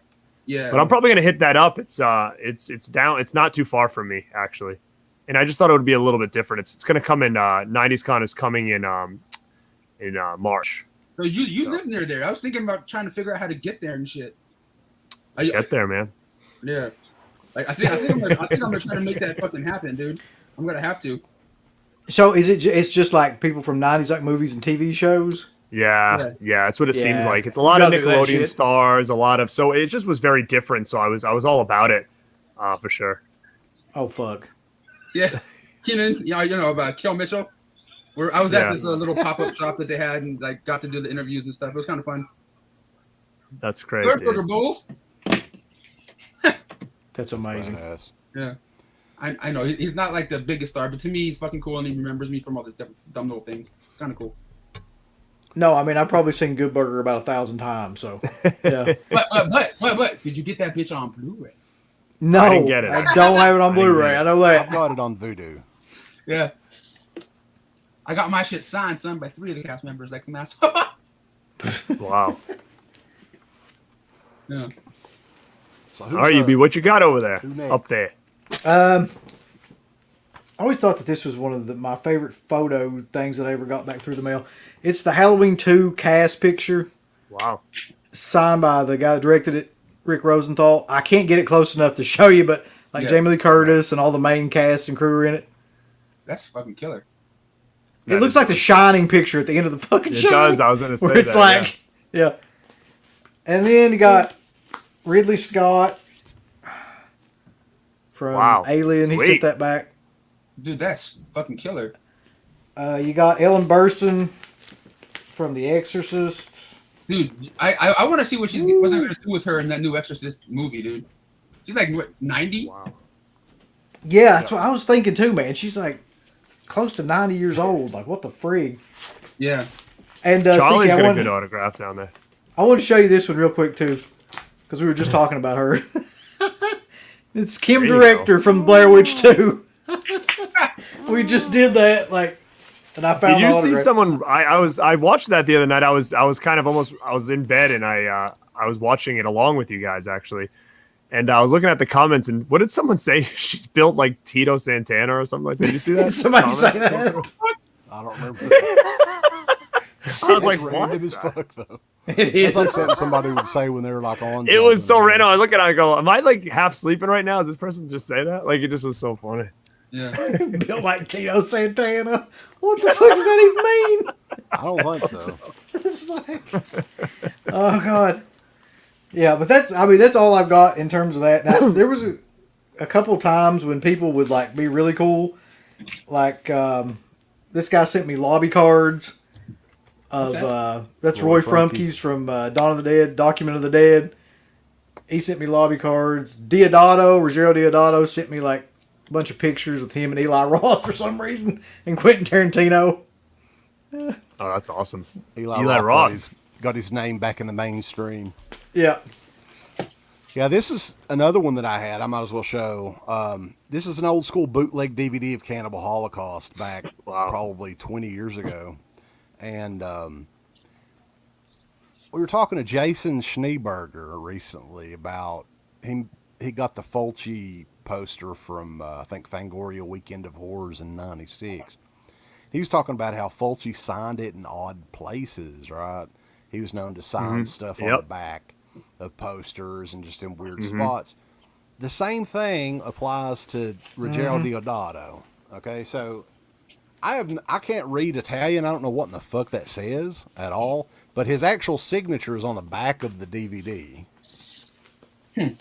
Not only that, on the other flip side, he signed it again on the white side of the DVD. Oh. So this was. I was half asleep. I was half asleep. Wait, look at this shit. Was it you? I was Turo half asleep. Santana, not Turo Tito Santana. Oh, fuck. I was half sleeping. That makes more sense now. Yeah. Was it you, Mac Boy? Oh, God. Adam 80s fan is asking about the Madman Mars autograph. I have multiple Madman Mars autographs. And if we do a part 2, I will get those ready. I have like a poster, a lot of promo material. Like he gave me pretty much everything that he had at that Fright Night Fest and signed it, at least one apiece. So there's a lot of shit. So there's more than one Madman autograph in my collection, buddy. Is it my turn? Oh, it's your turn, right, Wes? I just got a couple of random odd ones that I was going to show. This dude passed away a long time ago. He was the fat zombie in the beginning of Fulci Zombie. I think his name was, I don't know if he was a comedian or what. It's Captain Haggerty. Do you remember this, Uncle Bill? I do remember that. I don't think I got his. That was one of the few that, like, you got, like, before I even knew anything about it, and then, like, he passed away. Yeah, so this was a photo that I'd printed out. You can clearly tell. He signed it. Right below our good buddy Mark Torgel. I don't know how much he was actually, I don't think how much he was actually acting in that movie. But these ones are fun right here. I was just going to briefly show them. I collected Troll 2 signatures for a while. And this was before anybody really knew what the hell Troll 2 was. So you can see I got the Preacher there. I can't remember the actors' names. What was her name, Uncle Bill? The witch lady? I can't remember. It's been Oh, God, dude. I have no idea now. I forget. yeah, so you all know them, but Oh my. yeah, and I've got I think I've got the entire cast of Troll 2. Now that was before even that documentary came out. Oh yeah. Wow. Yeah. Then you must have been hyped when that thing was coming out then.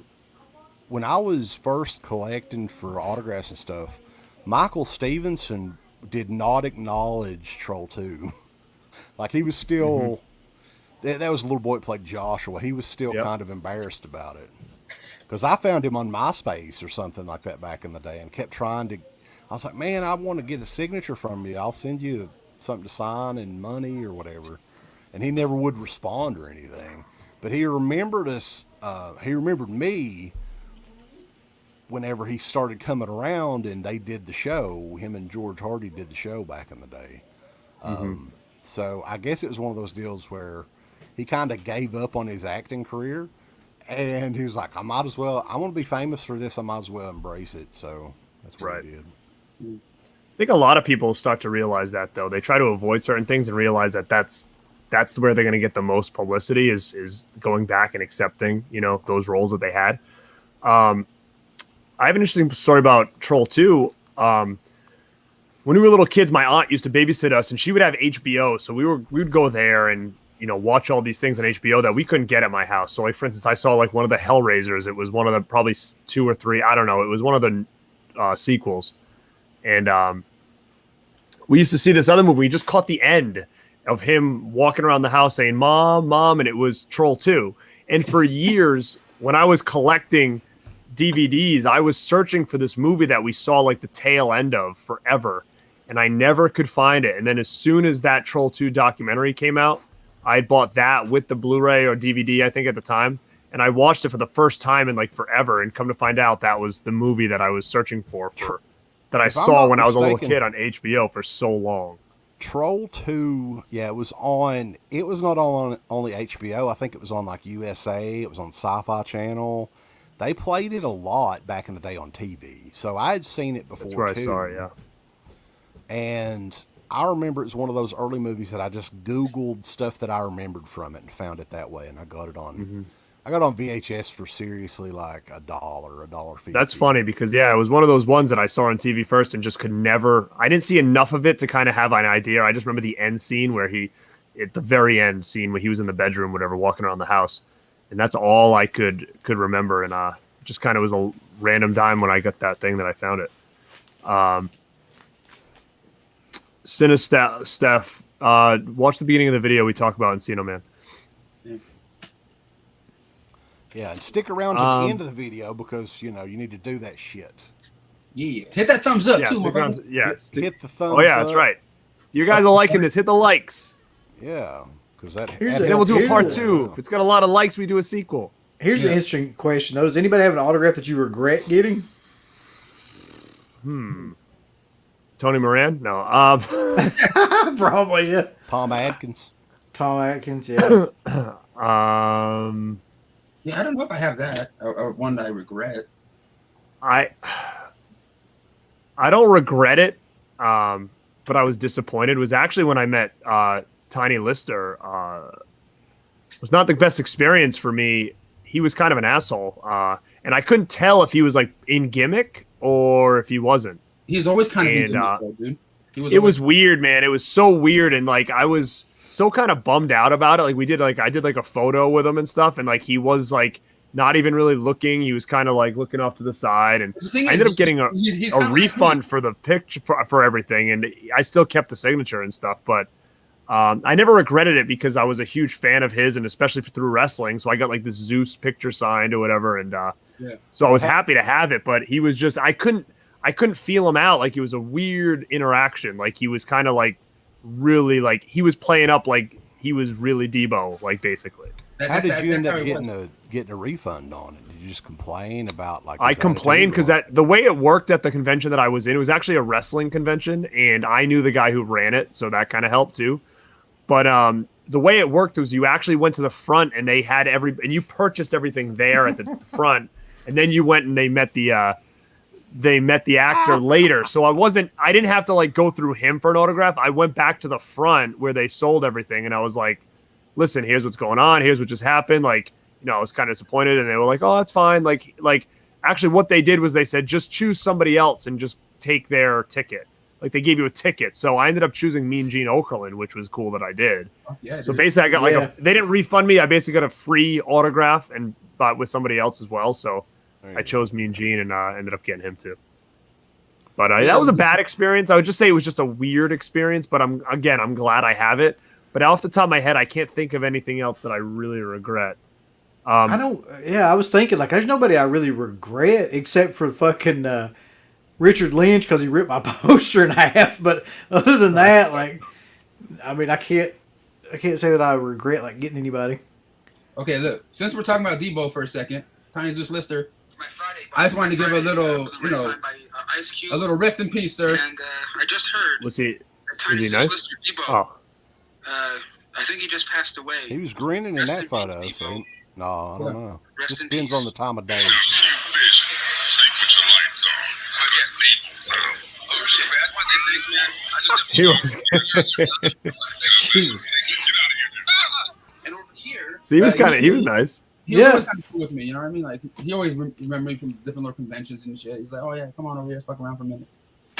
I can talk about, actually, I brought something out that I can run through really quick, and I don't regret this at all. I was just, do you ever like get an autograph and realize you made a stupid decision? So we were talking about this earlier, where we could talk about like things that we regretted doing as we're early into the autograph scene. Oh, there we go. Okay.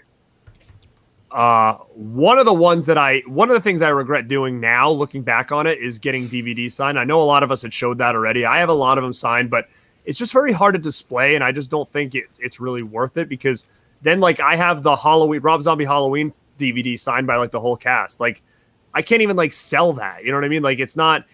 I don't need that in my collection anymore because I have upgrades and stuff. So I'm just going to hang on to it because it's signed. So, you know, to me, that was kind of a mistake. VHSs and Laserdiscs are cool because you can display them a lot easier than you can a DVD or a Blu-ray.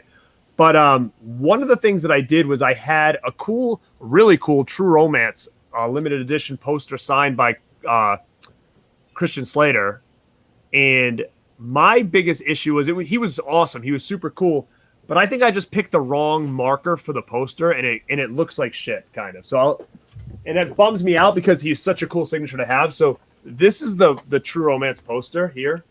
So it's like a really cool poster. But I had him sign over here in gold, thinking that gold would look cool because the poster's gold. I can't even freaking show this. But you see right here? You can barely see it now. It's like really faded. And it just... You really can't see it. Like I look at this now and I'm like, oh man, like I was so happy to meet Christian Slater, but I'm like, I can barely see that signature. I should have got that in like a red paint pen or something different. That's one of the things I regret, is that I just made a stupid decision when I'm like, oh, gold would look cool. And when he signed it, the gold pen was like barely had any ink left or whatever. So that kind of sucked. Was it one of the flake pens, like the gold flake pens? Yeah, it was like that, and it seemed cool. Like I tested it, and it seemed fine. But as soon as it hit that paper, and he went across kind of fast, it like didn't really come out. It was like, you know, just half-assed. So that kind of sucked. I've got several of those where somebody signed with those that are just like almost completely gone now. Like something about that style of pen, like it would just deteriorate over time, and it's like smudged off almost the whole thing. I have another one in silver signed Shawn Michaels picture that's like it's almost gone, and I'm like, what the hell? Yeah, you know, some of those just flake right off though too. Like I don't know what type of pen those are, but I guess it depends on what they signed as well. At first, when we're talking about things that I regret, I have a handful of things, DVDs and Blu-ray signed, that are like this, and I don't regret getting this DVD signed, but I do regret that I do have Marilyn Burns, Gunnar Hansen, and Toby Hooper. What I regret is telling Toby Hooper what my fucking name was to Brendan Toby Hooper. I'm like, fuck. You know what I mean? Like, so. Yeah. Personalization is another thing that now that I've gotten a little bit older, I kind of regret doing, just because it's cool and it's sentimental, but at the same time, especially with like my name, like if you have a name that's not like, what can I do with it? Like once I'm gone, like it's not like ever gonna do me any good, or you know, anybody else. Like you know, like even if I wanted to sell it off, or told my son like, hey, when I go, like if you want to sell anything, like no one's gonna buy anything that says to Garrett on it. Like it's just a hard thing to do. So nowadays I try not to personalize. Not that I'm gonna get rid of it, but just from an investment purposes, that if I ever needed to. So that's another thing I would tell people, unless it's something that's really sentimental to you, like I wouldn't do that anymore. I kind of honestly regret that too, because everything, pretty much I'd say 80% of the stuff that we got through the mail was personalized, just because you really couldn't get people to sign it unless it was, because they would be like, you're gonna fucking, you know, sell it on eBay or something. So you would have to kind of do that angle. But yeah, man, like what are you gonna do with it? And unless you can figure out a way, or somebody else can figure out a way to get that off there somehow or another. There are ways. I've done it on some, but you have to have. I can tell you right now how to get rid of personalization. The problem is it all depends on the type of paper it's on. So like, if the poster has any gloss, or if you have an 8x10 that's like glossy, that's easy. You take, and it's crazy that this works, but if you take a erasable marker, you know, like a whiteboard marker, and you color over that, if you color over what you want gone, and then you take like a paper towel and wipe it, it takes everything off. It's freaking nuts. But I've done it before because Corey Feldman would not personalize for years. He decided he wasn't going to do that. So I had like something signed and I took that thing right off. Just because I had like Haim on it and all those other people, and it was like, I don't want just him to say to Garrett on there. So I don't know where so that works, but just be careful, everybody. Don't take what I said and do it, because it all depends on the paper. If the paper's not glossy, I don't know if it's going to work. Go through the fucking piece of paper or something. Yeah, I'm not even going to. Yeah, like it might leave smudges everywhere, and people are going to be pissed at me. No, but the thing is, like with Corey Feldman, like I met him once. I'm even in a documentary with him about like child stars and shit. You know, talking about the fan aspect of stuff. And I went to this convention to get his autograph, and Sean asked him to sign my shit. My Goonies posters right here. Sorry, Wes. And it fucking sucks. So, like, if you want him to to get to personalize it, $60 or whatever the fuck.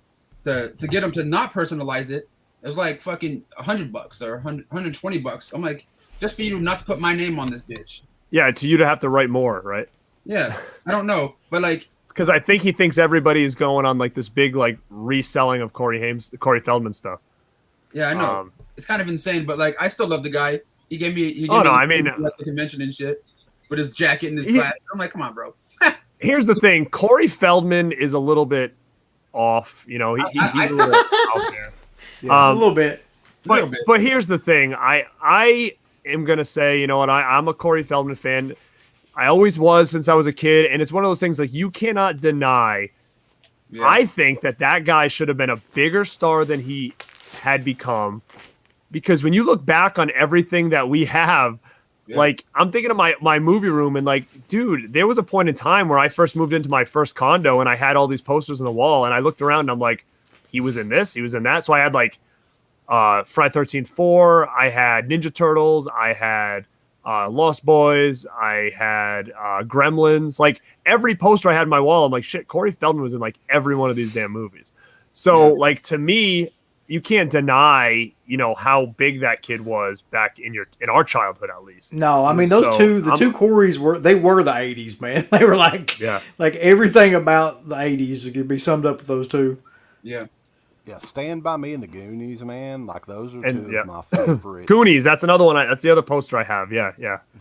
So you're right. Another one that I'd sent multiple people through the mail and ended up getting it back, luckily, was a Stand By Me 8x10 that oddly enough, I got all three of the boys that's still alive to sign it. So that is somewhere in a frame. Where? Somewhere lost in a dream of mirrors. It's somewhere. I didn't throw it away. Wow. Must have the collection this guy has that he just can't find anything. I mean, Jesus. I'm jealous. Oh, if you even realize this. The amount of shit. I was going to show this one because you were talking about what's the deal? Right. So I grew up, this was like the gateway for me and getting like into horror movies and stuff as a really young kid. Still to this day, I have multiple copies of this, different versions. If I see this at Goodwill, I'm going to buy it. There's something wrong with me.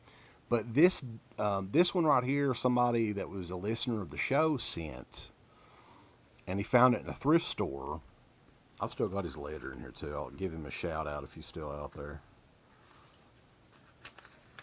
Because this was around the time that we would read a story every Halloween from Scary Stories to Tell in the Dark. Andy Sinclair is his name. So, this one right here is signed by the artist, Stephen DeMille. But it's signed to Jessica. Well, shit. So, I thought that was pretty neat. Yeah. I'm guessing if you ever have a daughter, it's automatically going to be Jessica, right? Just so you can give that to her. Yeah. Sure. I might change my name to Jessica. He's going just change it to say just be Wesica, and then you can change Wesica. Seriously, the artwork and stuff in this, to me, is really what made these stories. I mean, it gave them a certain style, you know. Yeah, they tried to create with that movie. That movie fucking sucks. It didn't work. No. I didn't like the way they did it. I didn't like it. It was such an easy formula, man. Why couldn't you just do an anthology or something like that? I agree. I think that was kind of like my issue with Goosebumps too, in a way, is that I just wish they would have, and even Fear Street, like I thought it was good, but kind of wish you would have just taken the stories and just made them adaptations, you know? That's what I would have liked, but you know. A Hellord signed CD, those are kind of rare. Yeah, you have to go to Germany for those. Yeah, I think it's easier finding the Screaming Till You Like It Ghoulies 7-inch. All right, I'm gonna go, Okay. and I'm gonna do this because if Tony Moran's still in here, I'll do this for him. So I just think this is a really unique item. It's not rare. It's not like, wow, this is, you can't get this autograph or whatever. And I don't know how it's going to show in here, but I just think just the way it was done and stuff is Danielle Harris. Yep. And it's a shadow box of the mask and then scissors. And she actually signed the scissors in red. So I thought that was, I have this displayed in my movie room. So to me, that's a pretty cool item just because it just was different. And, the signature came out fantastic with the red pen on the blade of the scissors. And I just think that to me, that's a really good piece. It's just unique, I think. Now, is that something that she was doing, or is that something that you brought and like? No, yeah, I made it. Like in my head, I'm thinking cool. I thought like I had this vision in my head to like shadow box it with the mask, and I bought the mask and I bought the scissors and I kind of lined them up, be like, okay, it'll work in the shadow box. Then I brought the scissors, man, and that's another thing too. Like you got Danielle Harris, and I'm sure she's had a lot of crazy people go up to the desk, and I pull out like these huge scissors, and but I taped the tip up with like cardboard and stuff, and taped them all up, and just had a little section for her to sign, so it didn't come off too creepy when I pulled out a pair of scissors at her table. But no, but she was sign these, bitch. she was super cool, and I've always been a fan of Danielle as well. And if you guys don't know, Danielle and Scout, which I will say I'm a huge fan of both. They just announced today that they are starting a podcast together. So, God, it's a horror movie. It's a horror podcast. Fuck was that? What? Hey, I'm in. Hey. I'm all in, guys. I'm all in. Danielle Harris and Scout, buddy. I'm all in on that podcast. They're gonna have Tony Moran on there. Because I don't know why you would do this for me, Danielle. I'm sitting over here drinking my liquor and nobody's getting my autograph. Maybe we can get them to. I would love to do a Rob Zombie Halloween watch along with the Scout and Danielle. You know that thing with Tony Moran that never happened with Tony Moran and her. No, going to her house. I just do it with us. I think she thought that. Like maybe not bring him to the house. Yeah. I did post a comment on her Instagram today that I thought was pretty funny. She posts like naked photos of her. Yes, she does. Nothing wrong with that at all. But no, it's fine. Like, is this going to be an option for a photo op at an upcoming convention? All right, she ain't coming on the show now. I would probably pay that, but that'd be the only. She ain't coming on the show. What's the deal here lately with everybody doing that too? Like Carolyn Williams is doing that shit too with like naked pictures. Carolyn Williams is like 70 years old almost. What? What are y'all doing? Like, has it gotten to that point now? I guess OnlyFans kind of changed everything where people are like, all right. Friday Night Film Fest, though, man. Like, the promoter has said, hey, you've got access to all these celebrities and shit. So, Scout and Danielle are going to be there. Dude, I mean, they're super nice in person if you met them, but I would definitely recommend. WCW is going to be there, too. So, I'm excited about that. Oh, yeah. I would go chat with them up. Yeah. All right, is it my turn here in a second? Yeah, man. I believe so. Sure. Okay. I have these things that are kind of unique, and I only ever met this person once, and I know he goes to this venue in Hollywood a few times a month, at least before COVID and stuff. And this guy is essential when it comes to comedy, at least in my world. I always find his movies to always make me laugh and have a good time. And I fucking knew he was going to do that before he even did it. I was like, he already has an OnlyFans. Yeah. And but the person I'm talking about is I have him. He signed 3 of my items. Fucking Judd Apatow when I met him in at these little comedy show that he does at the Largo in Hollywood. I love that movie. Yeah, I love that movie. This is one of my favorites of his. Is Heavyweights. I have this one signed by a good amount of the cast members and Judd Apatow. Even the guy that did the Paul Feig, the guy that did the Lady Ghostbuster film, he's in this movie and he signed this one as well. That is a killer movie. Yeah, you have to go, sweetie. All right, come here. Come here real quick. Aww. All right, I love you. Go back downstairs, okay? All right. Go back downstairs with brother. Tell her the creepy Kentuckian said good night. It's time. Yeah. Okay, but the last nightmare is gonna be like, I'm why you awake? The creepy Kentuckian's gonna get me. But the last thing I have that I had Judd Apatow sign. It wasn't the same day or anything. Like this was like at a comedy show. These two right here, and this right here was at a signing event when this DVD set was released back in like 2000, 1999, something like that. And it's my Freaks and Geeks box set. They had a signing at was a Tower Records in Hollywood, the same one I met Hulk Hogan at when he signed my VHS. This is of course different year, and they had the whole cast there. So like Linda Cardellini and stuff, and like pretty much everyone. That's a cool way you did that, man. With like on their pictures. Well, that's how they were doing it. Like James Franco. Oh, that's killer, dude. That's so killer. It was kind of. Cool. I've actually, you know what? I've never seen that show in my life, but I think that's fantastic. Wow. Yeah, it was just one of those cool things like Sam Levine and like inside the booklet. I even have like even what's called what's his name? Fucking Seth Rogen. Sami Zayn. But like he always signs 80 Zen in his fucking autographs. I've noticed. Sami Zayn. Yeah, but like inside this booklet, and stuff, like fucking, Tom Wilson and Judd Apatow and some other people.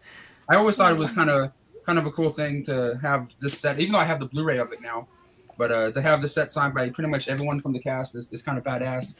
But Judd Apatow has always made shit that always hit home with me, like with the fucking comedy stuff. You know what I mean? Always can make me laugh and have a good time with. Yeah, for sure.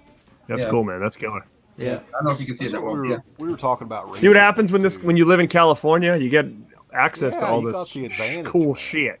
Yeah. Oh yeah, of course. But yeah, I mean, a lot of the movies that we were talking about this the other night that I watch over and over and over again, aside from horror movies, is comedies. Yeah. Like the ones that I really like, I'll go back and rewatch them numerous times. Yeah. Especially anything from like the 80s or 90s. 80s or 90s comedies, there's something about them that, I don't know, they hang on years and years later. I was just watching Sidekicks the other day. I don't even know how you would explain what that movie is, but yeah, that's kind of the VHS. That's the only way to watch it. No, it's out. They put an HD version out on Tubi right now, or Amazon Prime or something. Yeah, it's on Prime. Again, when they usually do that, it makes me feel like someone's about to release it, because why would they HD that thing up now just to put on Tubi or whatever, So I think someone's coming with it. Could be a Vinegar Syndrome 4K, man. It could be like Karad. I would love that. I mean, I could see Severin doing it. The way they do those comedies, like just randomly. Well, that's not a Universal film, is it? I don't think so. I have the VHS right here. I don't know. I can go check. Who's next, players? I guess I can go. I'm going to show what? Do any of you guys have wrestling autographs? I have tons, but I didn't bring them in because I'm like, maybe we should do a separate show because I just have so many. Yeah. That I didn't bring.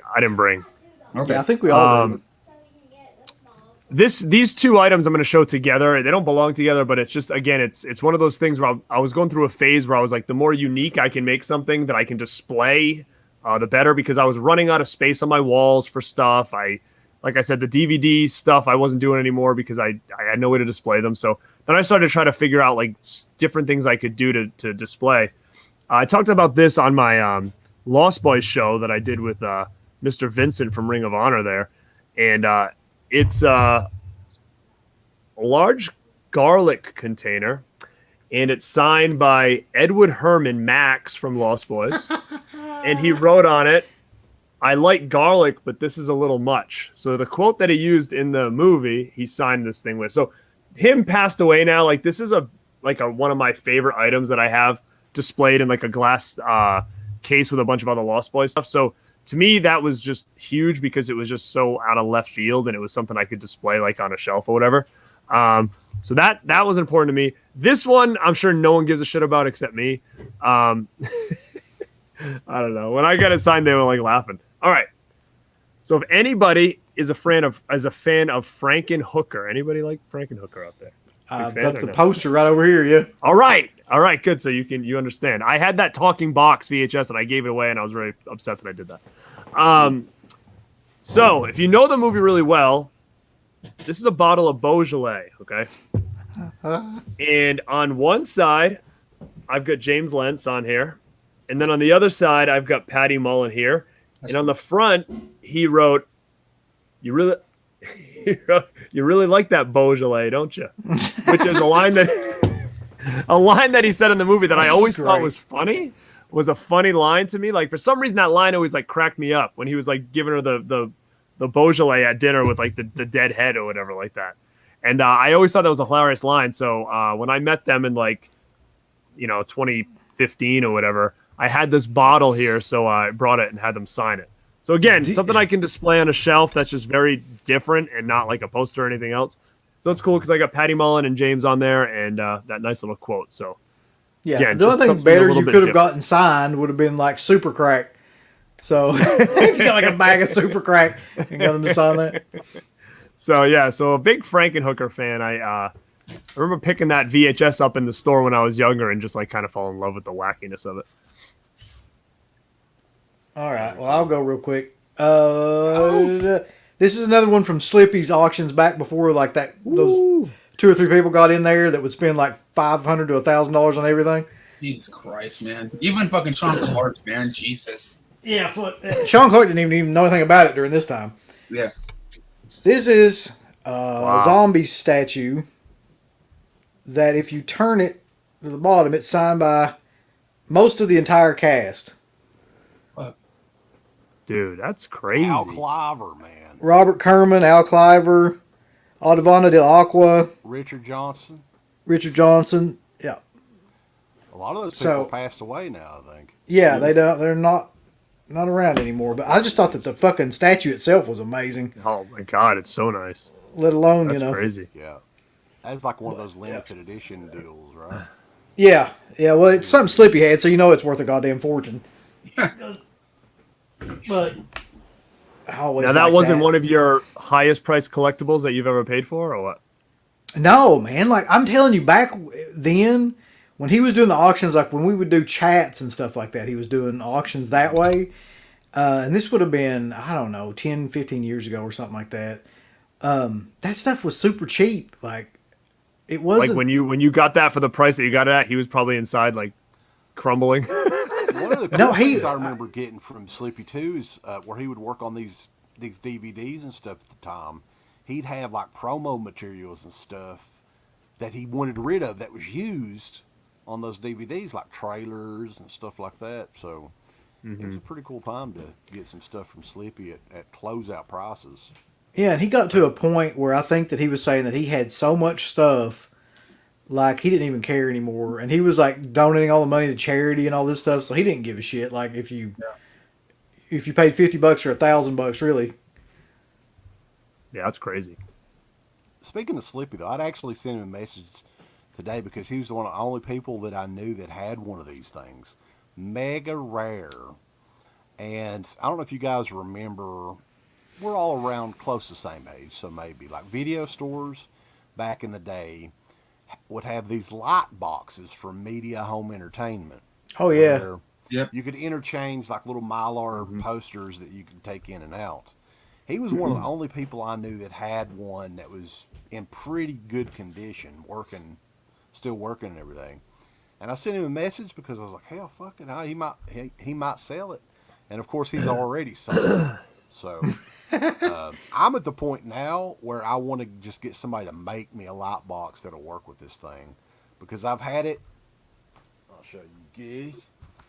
I have had it in this sleeve for like 15 years or longer, and it is Texas Chainsaw Massacre 2, signed by Bill Johnson. Wow, dude. Wow. It's like the 3D Mylar. It's like yeah, man. I would, if anybody out there knows how to make a frame for that thing, that would be so killer to have up there, man. Yeah. Yeah. The bad thing is, like I said, it's 3D, so it would have to be just some sort of thing it could slide down over. It couldn't have a frame over it, unfortunately. Well, what about if it was almost like if you take that measurement and you almost get like a shadow box, kind of like I did with this, the mask and stuff, but have it so where that can fit in, and it's got space about that much where the glass is, Yeah, you could. That might not be a bad idea. I got a buddy. I bet if you go to Michael's or something, you could probably get it custom done at like a craft store, like a shadow box to fit that right inside. Probably work that way. Yeah, and you can get like those little string lights now that don't produce much heat, so you could put that behind it maybe and have it mounted that way. Yeah, I think that you could probably make that work for sure. They had I know they had an Elm Street 2 one back in the day. I think there was a couple more, but I can't recall the one. I do remember Freddy one, yeah. Yeah.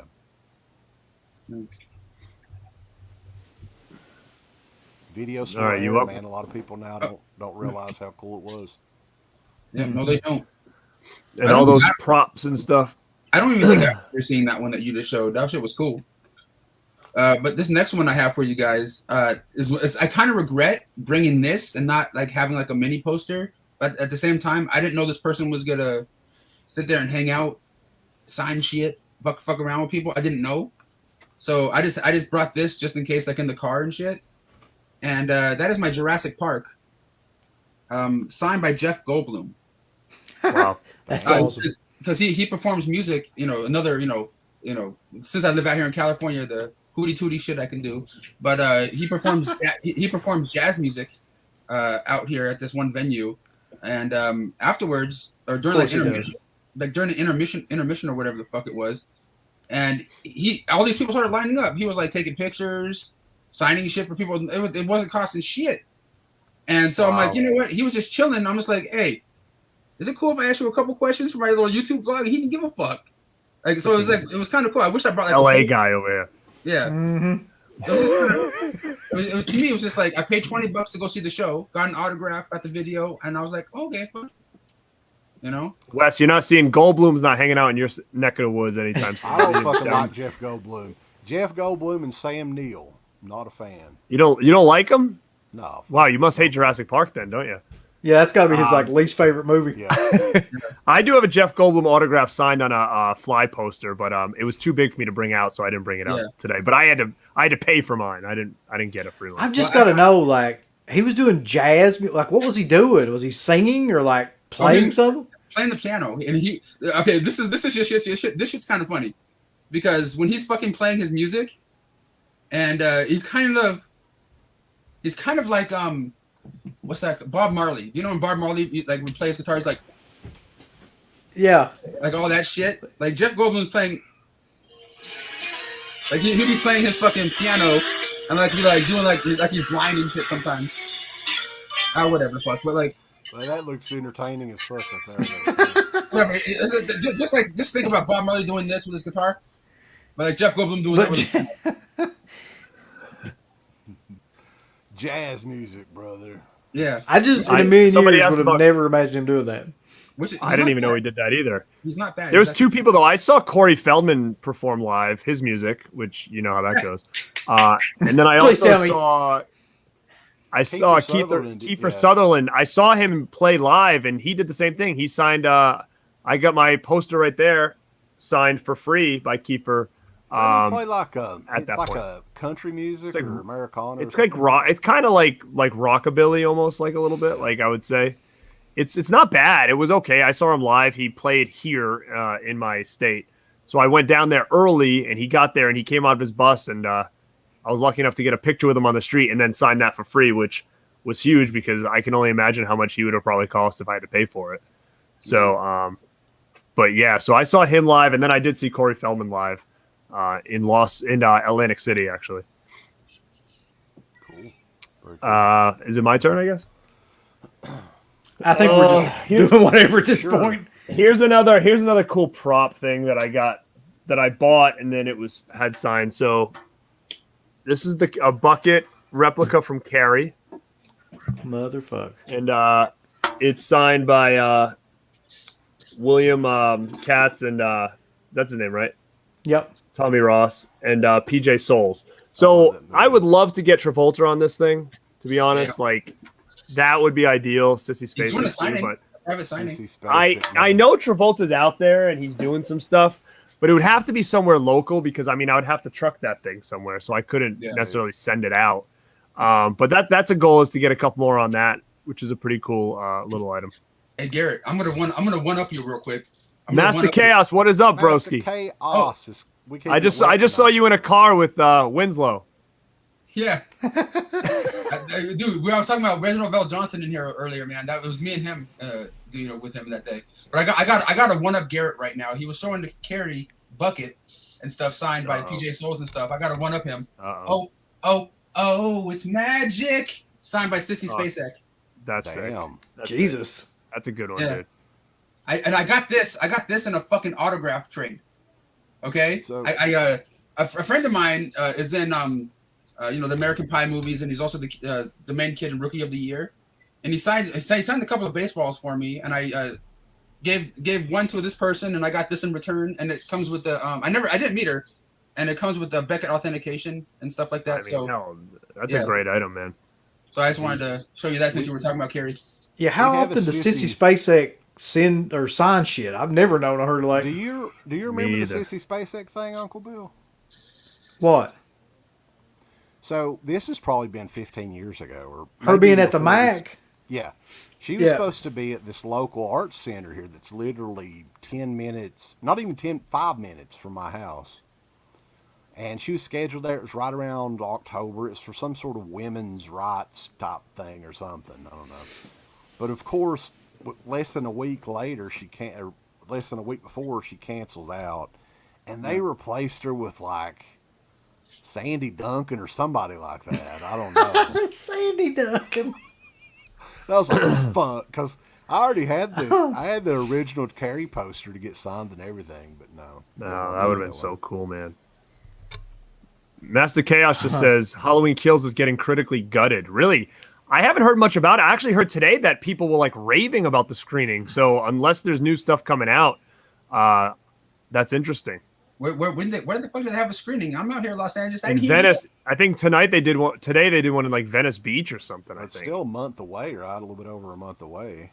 Yeah, which kind of sucks in a way because there's going to be spoilers everywhere now that they've already done screenings. So, I'm curious to see what people are saying, I guess. Actually, Uncle Bill might find this funny. I watched a video today that NECA just released pictures of their Halloween Kills Ultimate, and there's some stuff in there that they think might be spoilers to the movie. So that's great. I'm going to avoid looking at that whatsoever then. So some things that come inside that Ultimate Edition, they said could be spoiler-esque to the movie, which kind of sucks that NECA just threw that out there now. You mean like a bullet shot to the balls? Kind of thing? One of the accessories, I guess, is something that people are curious about. The thing about horror movies and critics is that you can't pay attention to any of that shit. Venice, Italy. I'm sorry. Yeah. I mean, even if it does get hammered right now, you really won't know anything about it until people get to actually see it. Yeah, of course. It's only got a 50% of Rotten Tomatoes, huh? Yeah, man. We better get a fucking DEADPIT on the road for Halloween Kills. Come on, boys. Come on. Yeah, we've already pretty much decided to do that and figure out a way to do it. If we have to wear like hazmat suits or something at this point, we will. just both wear Michael Myers masks. Yeah. Who's K95 Michael Myers? I think I've only got one thing left. Okay. I'm prepared for. You guys were talking about this earlier because when they would come out with these, Dark Delicacies would always have signings, and they haven't done anything like this in years. And this is one of the last ones that I remember them doing. For the Crystal Lake Memories set. Yeah. Blu-ray set. Oh, yeah. So that one is signed by like fucking like I don't know how many people on the front and the back. I can spot Melanie Kinnaman there. I think I've got a list here. Dude, you can get like it comes with a list inside. Shit. What? You can get like $2,000 for that shit. I have that, and I have the Elm Street right over here on my shelf. But I don't think it was that. Like that might have cost like what $60, I think, back then. Yeah, it wasn't very expensive. Like it was not expensive at all because you figure the Blu-ray itself would have been about $25, then plus whatever for all those autographs. Yeah, I mean it was a crazy deal back then. So like the crazy thing about this too, unless I'm mistaken, didn't they do a poster for this as well? And the poster is signed by like the Jasons. Yeah, yes. I think some people got that. Yeah. I don't have that one. I don't think. I think I've got that actually. We both got that. Yeah. Like, I know I do have over here. That's somewhere with my other shit. I think the Elm Street one came with a poster, and I think it was like Heather Langenkamp on it and stuff like that. So, I've got that hanging up right in front of me. I may be thinking of his name. What, was the Elm Jason. Street one? I have the poster signed for that one as well. His name is Jason. You remember that? Oh yeah, they did that too. The DVD or whatever. Oh, was it a poster for that one? Maybe I forget. See, they had signatures on the DVD, and they also a lot of them signed the poster. There was like 30 people that signed that. Yeah. Fuck, I didn't even know about Dark Delicacies back then. God damn it! Hold on, it's like you live right there. I know, but I didn't know really? Tracy Savage, I see her on here. But she doesn't do many conventions anymore, right? I haven't seen her at a convention in a long time. Ugh. John Carl Beekler, who's no longer with us. So that... Yeah, that's... What the hell? As well. The Never Sleeping... Oh, I don't have that. I don't think I have that many lighting signatures on that poster, at all, but that's pretty sweet, man. Wow. Yeah, that's the Nightmare on Elm Street one, the Never Sleep Again one. Hey, Uncle Bill, if I give you $20 and my address, will you send that back? Will you send it over here? Hey, yeah, I'll send it to you. I'll send you a picture of it. Oh. Wow. So how did that work? Because I have the DVD the Blu-ray signed by all those people. How did that work? Did that come with that, or was that a separate purchase for the poster? Do you remember? No, it came with it, from what I remember. I better go look at mine then. Did you get the Blu-ray done or a DVD? Wasn't that one folded? Wasn't it folded in the poster, or was that one rolled? It was rolled. It's not folded. I'm getting these confused. Did you have? Oh yeah, I don't think I have that then. If it's rolled, there's no way. Did you get the Blu-ray signed as well, or no? I freaking really can't remember. I don't even know. I don't think the Blu-ray is signed. No, mine's not signed. What is he going like? Yeah. He's like, damn it, I didn't get it. His OCD gets the best of him every time we talk about this shit. Yeah, that you guys have something that I'm like, what the hell? What was funny, though, is when all this stuff was going on, we made the rule to never bring up Dark Delicacies on the show because we're thinking, once this gets out and everyone knows about it, then I just have this. Yeah. And then I have this. And I don't think I have. Well, good, Dean. I've got something you don't finally. No. So no posters, brother. Look at it. The heck? Look at it. No, that's sweet. I would rather take the poster than these Blu-rays if you want to trade. No, I'm good. You had his name was Jason poster because I think there was more signatures on that one as well. You know what I did? I think I may have. I don't know. It might be inside the DVD. I'll have to go check. Was it folded? Yeah, mine's inside the DVD still, and it's. I think I have that then. It's like maybe the most signed item I've got, probably. Like it's signed. When's Shout Factory Year 3? When's Year 3 coming? Very soon, actually. Yeah, I've got to prepare one musical number for it, and and then we're good to go. It's gonna be a fun show. I'm looking forward to it. I have something. Go ahead.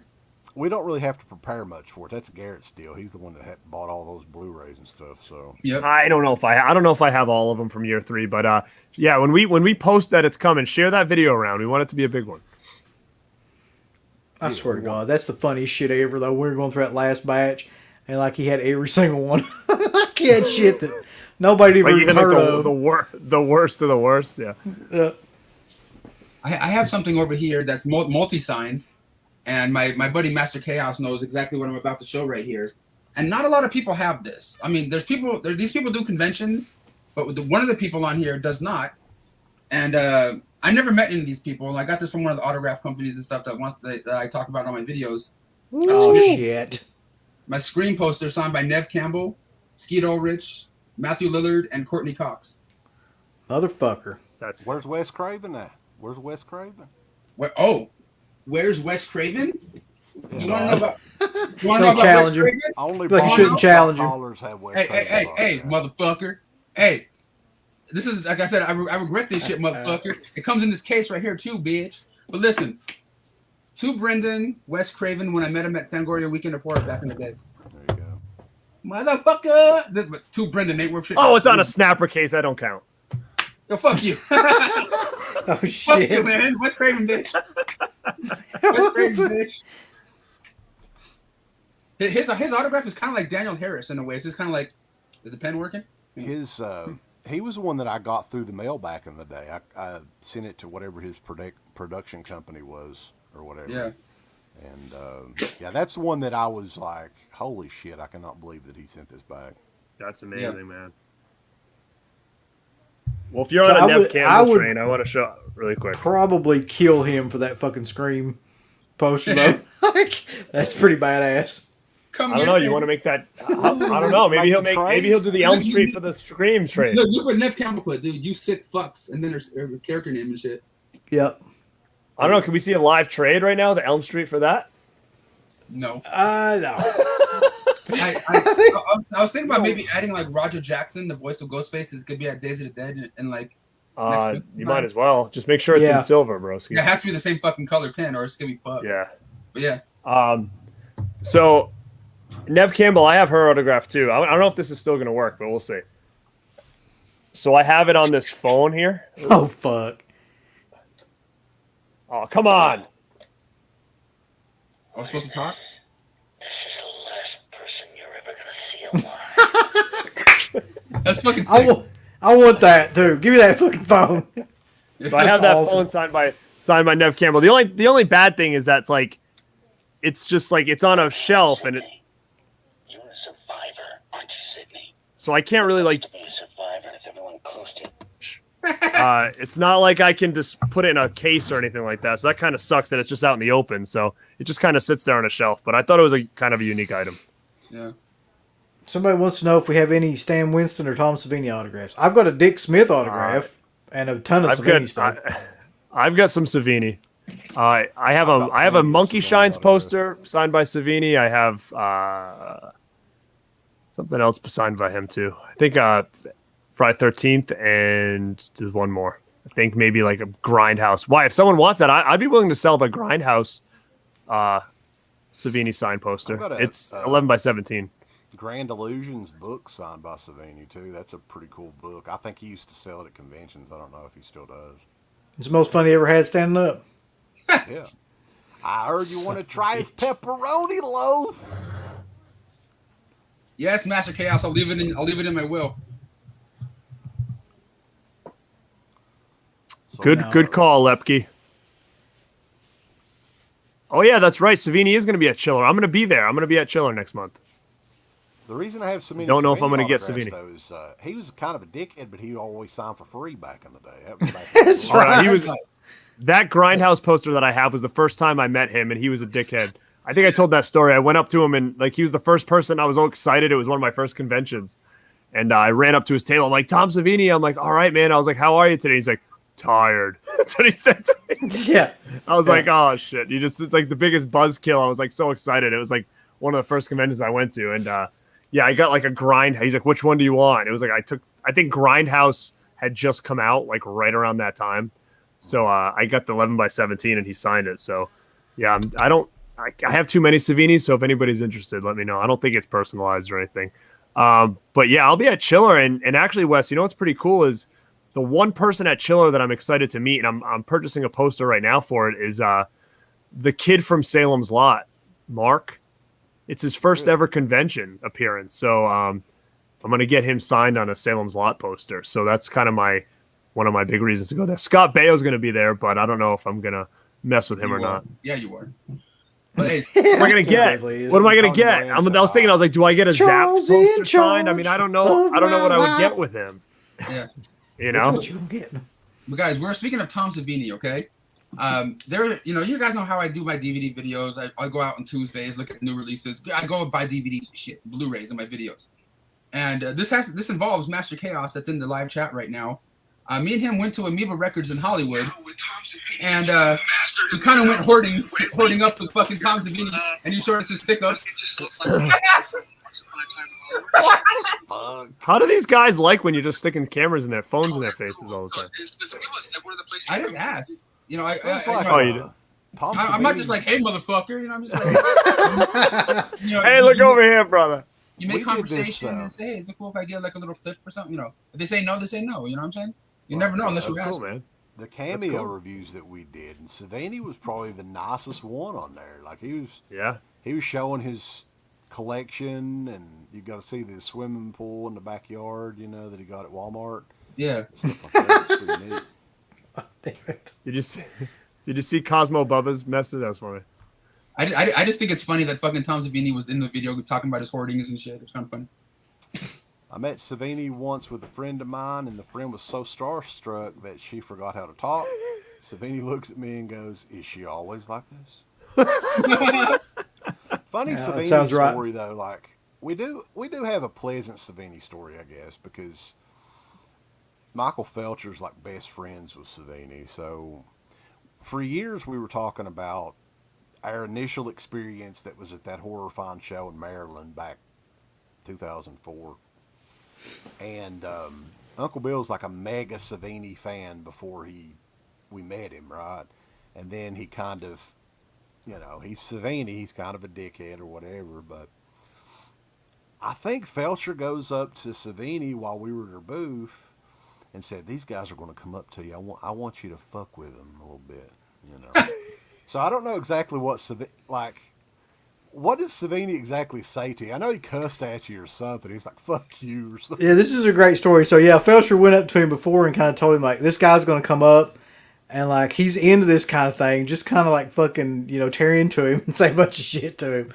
And so I walk up and I think I said something like, "Hey man, like I loved you in such and such movie," or whatever like that. And he goes, he said something like, "Yeah, I was in it. What the fuck of it?" And he was like, yeah. He just started like everything I would say to him, he was like, "Yeah, what the fuck of it? What about it?" Yeah. It just kind of like acted like that. And then like I turn around and Felcher is like dying laughing, like at a table over from where he's at. And so after that, Savini was just like really, really cool. He was cool that time. Like after, I guess Felcher talked to him and everything. He was nice the second time I met him, I have to say. I met him again. I gave him a second chance. I needed my Monkey Shines poster signed. So he was cool there at the second time I met him. Yeah, I can't say anything bad about the man. Oh, if you went hoarding with him, I guess you can, right? Well, I didn't. He was just cool. there. That's pretty cool. My friend, Master Chaos and shit. But yeah. Oh, he was just there. He was just there, looking for movies. Oh, that's pretty cool. But like you said, that like some people think like I just put the camera. I'm just like fucking there, and they're there shopping. Hey, bitch, say something, fucker. Like no, I asked. You know what I'm saying? Like, it's just like ate breakfast with Vinny, shared a table. He very pissed looking. Yeah, I mean, he kind of always has that look though. You can't ever tell like what his mood is based on that. So who's next? Yeah, I'm out. Like I'm tapping out. I don't have anything else left. Really. I have something. I have I'm one sure no one has. You got something, Garrett? Yeah, I'll throw one more up. Yeah. My brother made this poster. It's pretty cool. It was a mashup between Terminator and They Live, and I got it signed by Piper. So it's kind of cool just because he's passed now. So that was the only other one I really wanted to kind of show, I think. That's badass. Your brother made that? Yeah, for a while I was having him make mashup posters. You should see the other one I have. So my brother made this poster for me to sign. And we took Terminator and They Live and mashed it. And he did another one where what's up? No pressure. That would be a hell of a T-shirt. Mm-hmm. This I can probably get you the picture. That's you know the other one I did was I met the cast from the Warriors, and he made. I'll have to go get it. He actually made that Lost Boys poster. He made the exact replica, but instead of the Lost Boys cast, it's the Warriors cast. So it's all the Warriors, but in that exact same format, like that same picture with the red behind it. So I had a couple cast members sign that. So he created that too, which was pretty cool. Speaking of Piper, woo baby. Oh yeah. Baby. Oh yeah. That's one autograph that I never got, oddly enough. I met him, but I bought an item for him to sign that I never got to get him to sign. It was like you remember the old school WWF magazines that were like painted drawings or whatever? And it was it was the Christmas one with Piper on it, and there's a Christmas tree, and that would have been so killer. But yeah, I think he passed away that same year. I got that, or the next year. I don't know if he was always like this, but he was so freaking nice. I don't know if Brendan can say the same, but man, he was so nice and so genuine. And I had my buddy with me, and my buddy had a kid, and he's like picking the kid up, and my buddy's got pictures of him holding his daughter. I mean, he was like, and here's the one thing about Piper I will say, which is pretty telling, is when you look around a convention, you see all these people at their table sitting behind their table. Rowdy Piper did not sit at his table one time. He was the only person always standing. Yeah. He was standing in front of his table. You came up, he signed your stuff on his table, he bent over, signed it, and he stood in the front of his table and like greeted people as they come up. And that's just one thing that you notice that you never see that kind of thing happening. You know, you look over a lot of times and people are, even when they have nobody at the table, they're sitting at the table on their phones, texting. Yeah. Rowdy Piper, no one's at his table. He was standing in front of his table and people walking by, he would wave and stuff. And I don't know if it was for him, like, that's how you sell. Like, you know, like maybe it was kind of like, you know, people are going to be more apt to come over to me if I'm doing this, but it was just different and unique. And he was so genuinely nice that that's what I can say about him. I will always say though, as far as wrestlers go, going back, I think Piper, even though he's not living, he's a legend, known as one of the all-time greats, but I still think that his legacy, he's underrated, man, because had Piper not been that hated back in the day, the Hulkster would have never got as over as he was. So that, it wasn't Hogan alone, it was Piper that started that shit too. I mean, do you think that Piper's overlooked in a sense because he never held the world championship, so he's kind of looked like, do you feel that is what kind of, he was never considered the world champion, so that's why he gets looked over? I mean, what do you... People don't think of the effect that he had, because in the mid-'80s, wrestling was as popular as it ever was up until the Stone Cold Rock era, you know, and he was the bad guy. Piper was the man, you know, that he was the evil dude that Hogan had to go up against. So a lot of people don't really talk about that. You know, you don't really, I don't think that Piper gets his due when it comes to that early, you know, little asshole character that got the Hulkster all riled up back in the rock and wrestling era. Yeah. I will say that he's up there in like the nicest wrestlers that I've ever met by far. Yeah. Definitely.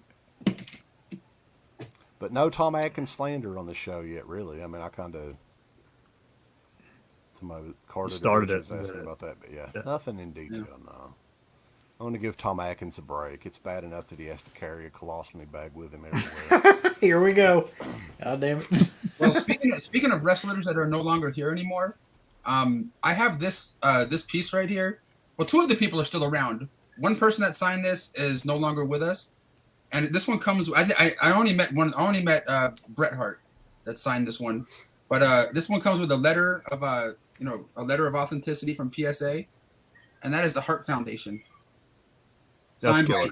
by, Enzo, Bret, and Jimmy. Very cool. That's cool, man. I like that. They were always one of my favorite teams. Yeah, me too. Yeah, when I was growing up, that was definitely probably my favorite team. I've got a signed magazine with them on it too. Yeah. Agree. Them and the Rockers were like my two favorites growing up as a kid.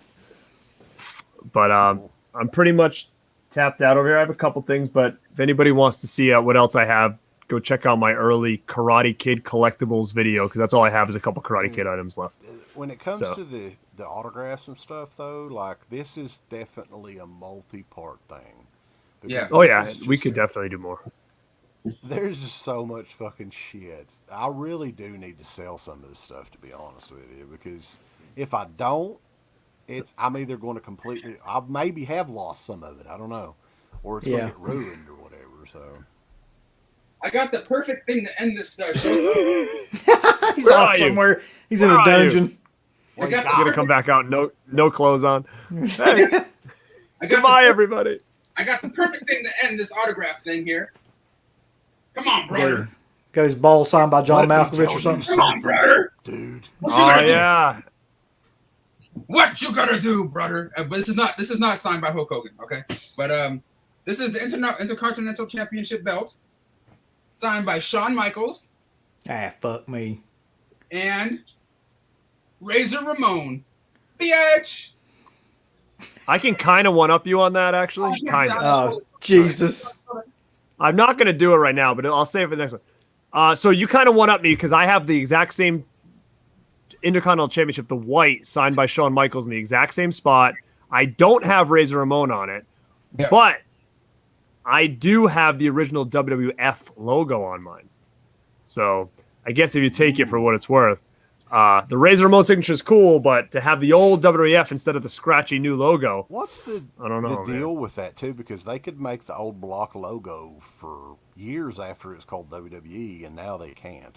Like what changed? Yeah, I don't know. They just have like it's weird now because it's just the block logo, but they just don't add the F on it anymore. So yeah, I don't know.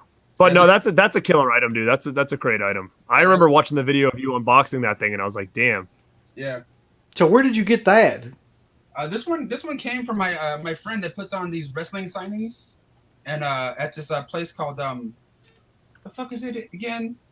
Whatever. He's doing a convention that's coming up at in the next month or so called LAX Fan Fest.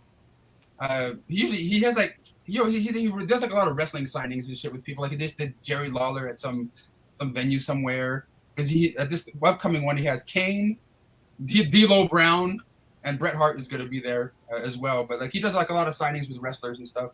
Like he had one with Undertaker, and it was like $250 to get shit signed. And I'm like, fuck, or whatever it was. I'm like, I ain't waiting in line for that. But I probably should have. But this came from my buddy over there. Doesn't Wes? Don't you have a Ric Flair, or you don't have that anymore? No, I've still got it. I've got is that Ric Flair? Was that the video? Were you the one who posted the video a long time ago when you were like? You were going down aisles of a store to meet him. Was that you? Did you have a video about that? He was at Walmart in Big Stone Gap, Virginia. Did you have a video on that? Yeah, there's the video. I think I remember that back in the day, like me watching that and him just like down all these aisles at like in like a random place or a pet food aisle or something. He was signing completely for free too. I remember that. That's nuts, man. That's nuts. You remember the first time we met him though? That was actually a pretty cool experience too. When it was Foley and Flair and Jesus Christ, who else was there? There's a bunch of people there for the Brian Pillman. Benoit. Yeah, Benoit. Really? You met Benoit? Yeah. Have you, Garrett? Have you seen the photo? I've got a photo of myself, 19 years old, with Chris Benoit, Dean Malenko, and woman in the same picture. Dude, that's sick. I hope you got to frame that somewhere, man. That's pretty killer. I mean, I've got that's unique as hell. Yeah. I know you had some belts. What else do you have signed? Do you have a Hogan winged signed or no? I don't have the belt signed. I've got like an old school 8x10 that I've had since I was. I think it was one that I ordered or my dad ordered from like QVC or something back in the day. Do you have? I can remember you did a video on your belts, and I remember being back in the day. I was like, "Shit, man! I wish I had some of those belts." You had like a Taz one or something. Remember? I still have the Taz one. Yeah, the FTW Championship. Well, that's it's cool, an ECW man. belt that I had re-leathered with an orange strap to make it look like the Taz belt. You know what I will say now? People asking about autographs. There's one autograph that I wish I had that I don't. Is I would love to have an Ultimate Warrior autograph, which is something I know. I know. I would love to have it. I would love to get one.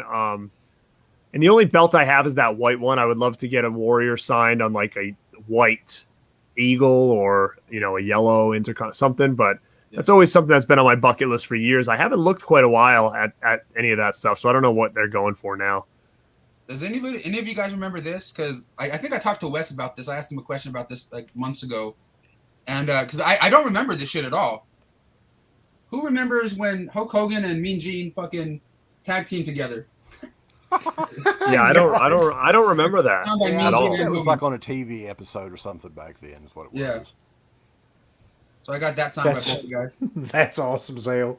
We should do it. Let's do a part 2 wrestling because I'd be curious to see what you guys have because I have some pretty cool stuff.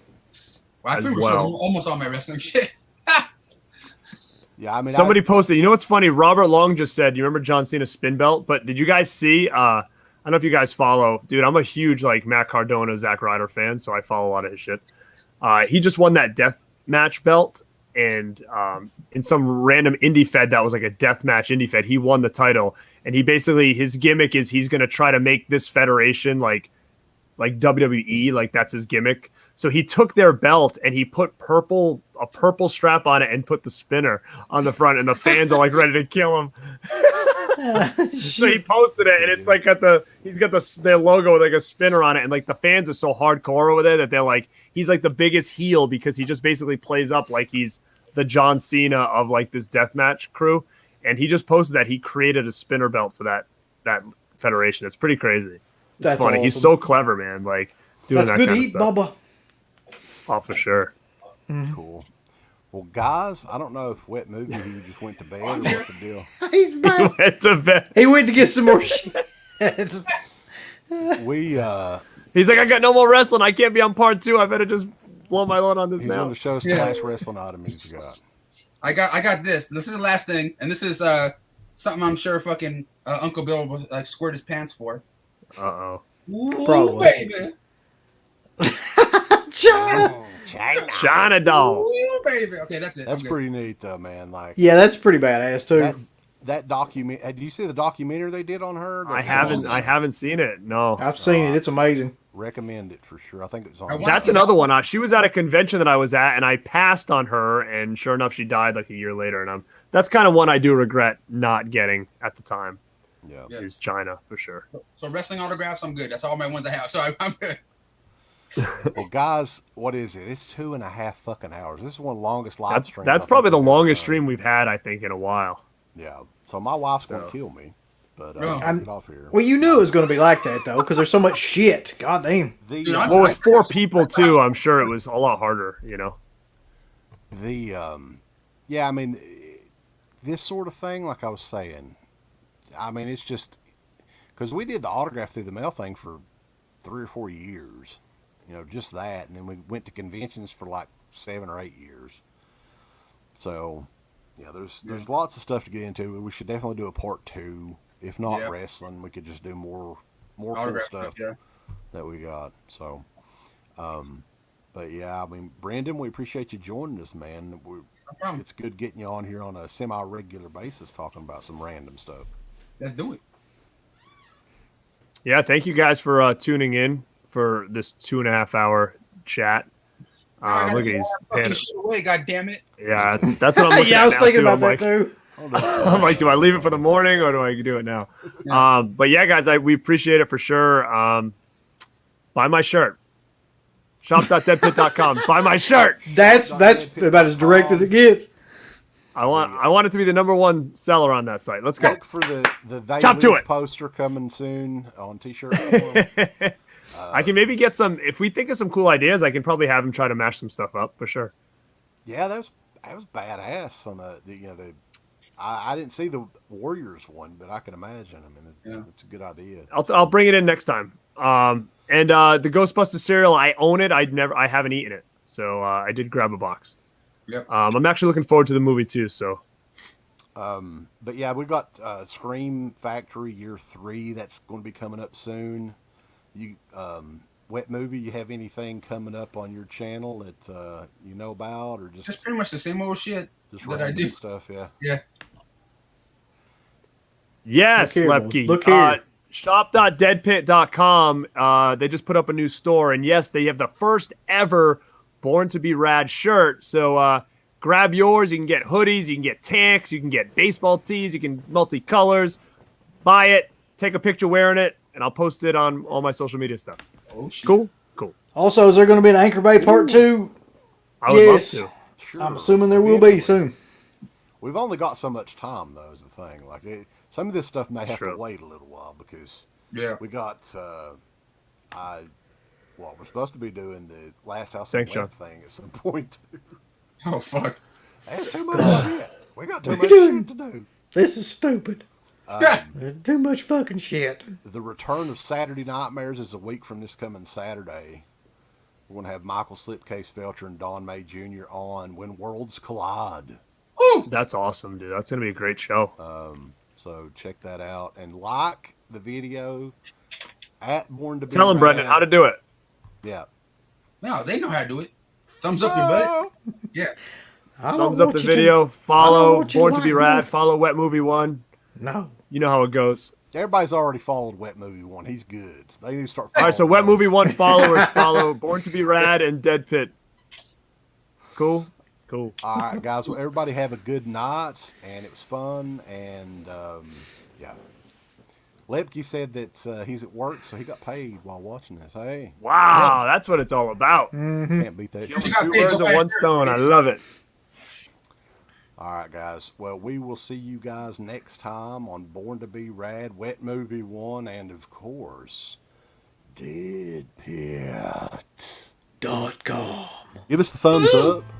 Oh, up you butt. Like, subscribe, and if you subscribe, here's something else you can do. Once you subscribe, you can click the bell notification, right?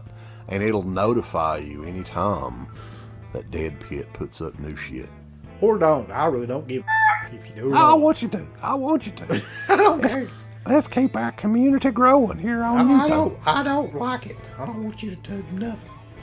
Listen, they need to do that, pal. No, don't you dare touch it. Thumbs up, subscribe, and click that bell. Thank you to all of our supporters on Patreon. DeadPit on Patreon.com is the only place to check out a complete archive of the old Dead Pit radio shows all the way back from 2005 on, in addition to the midweek shows and fan commentaries, exclusive podcasts, and much more. Dead Pit on Patreon.com if you're interested. Tiers start at only $1.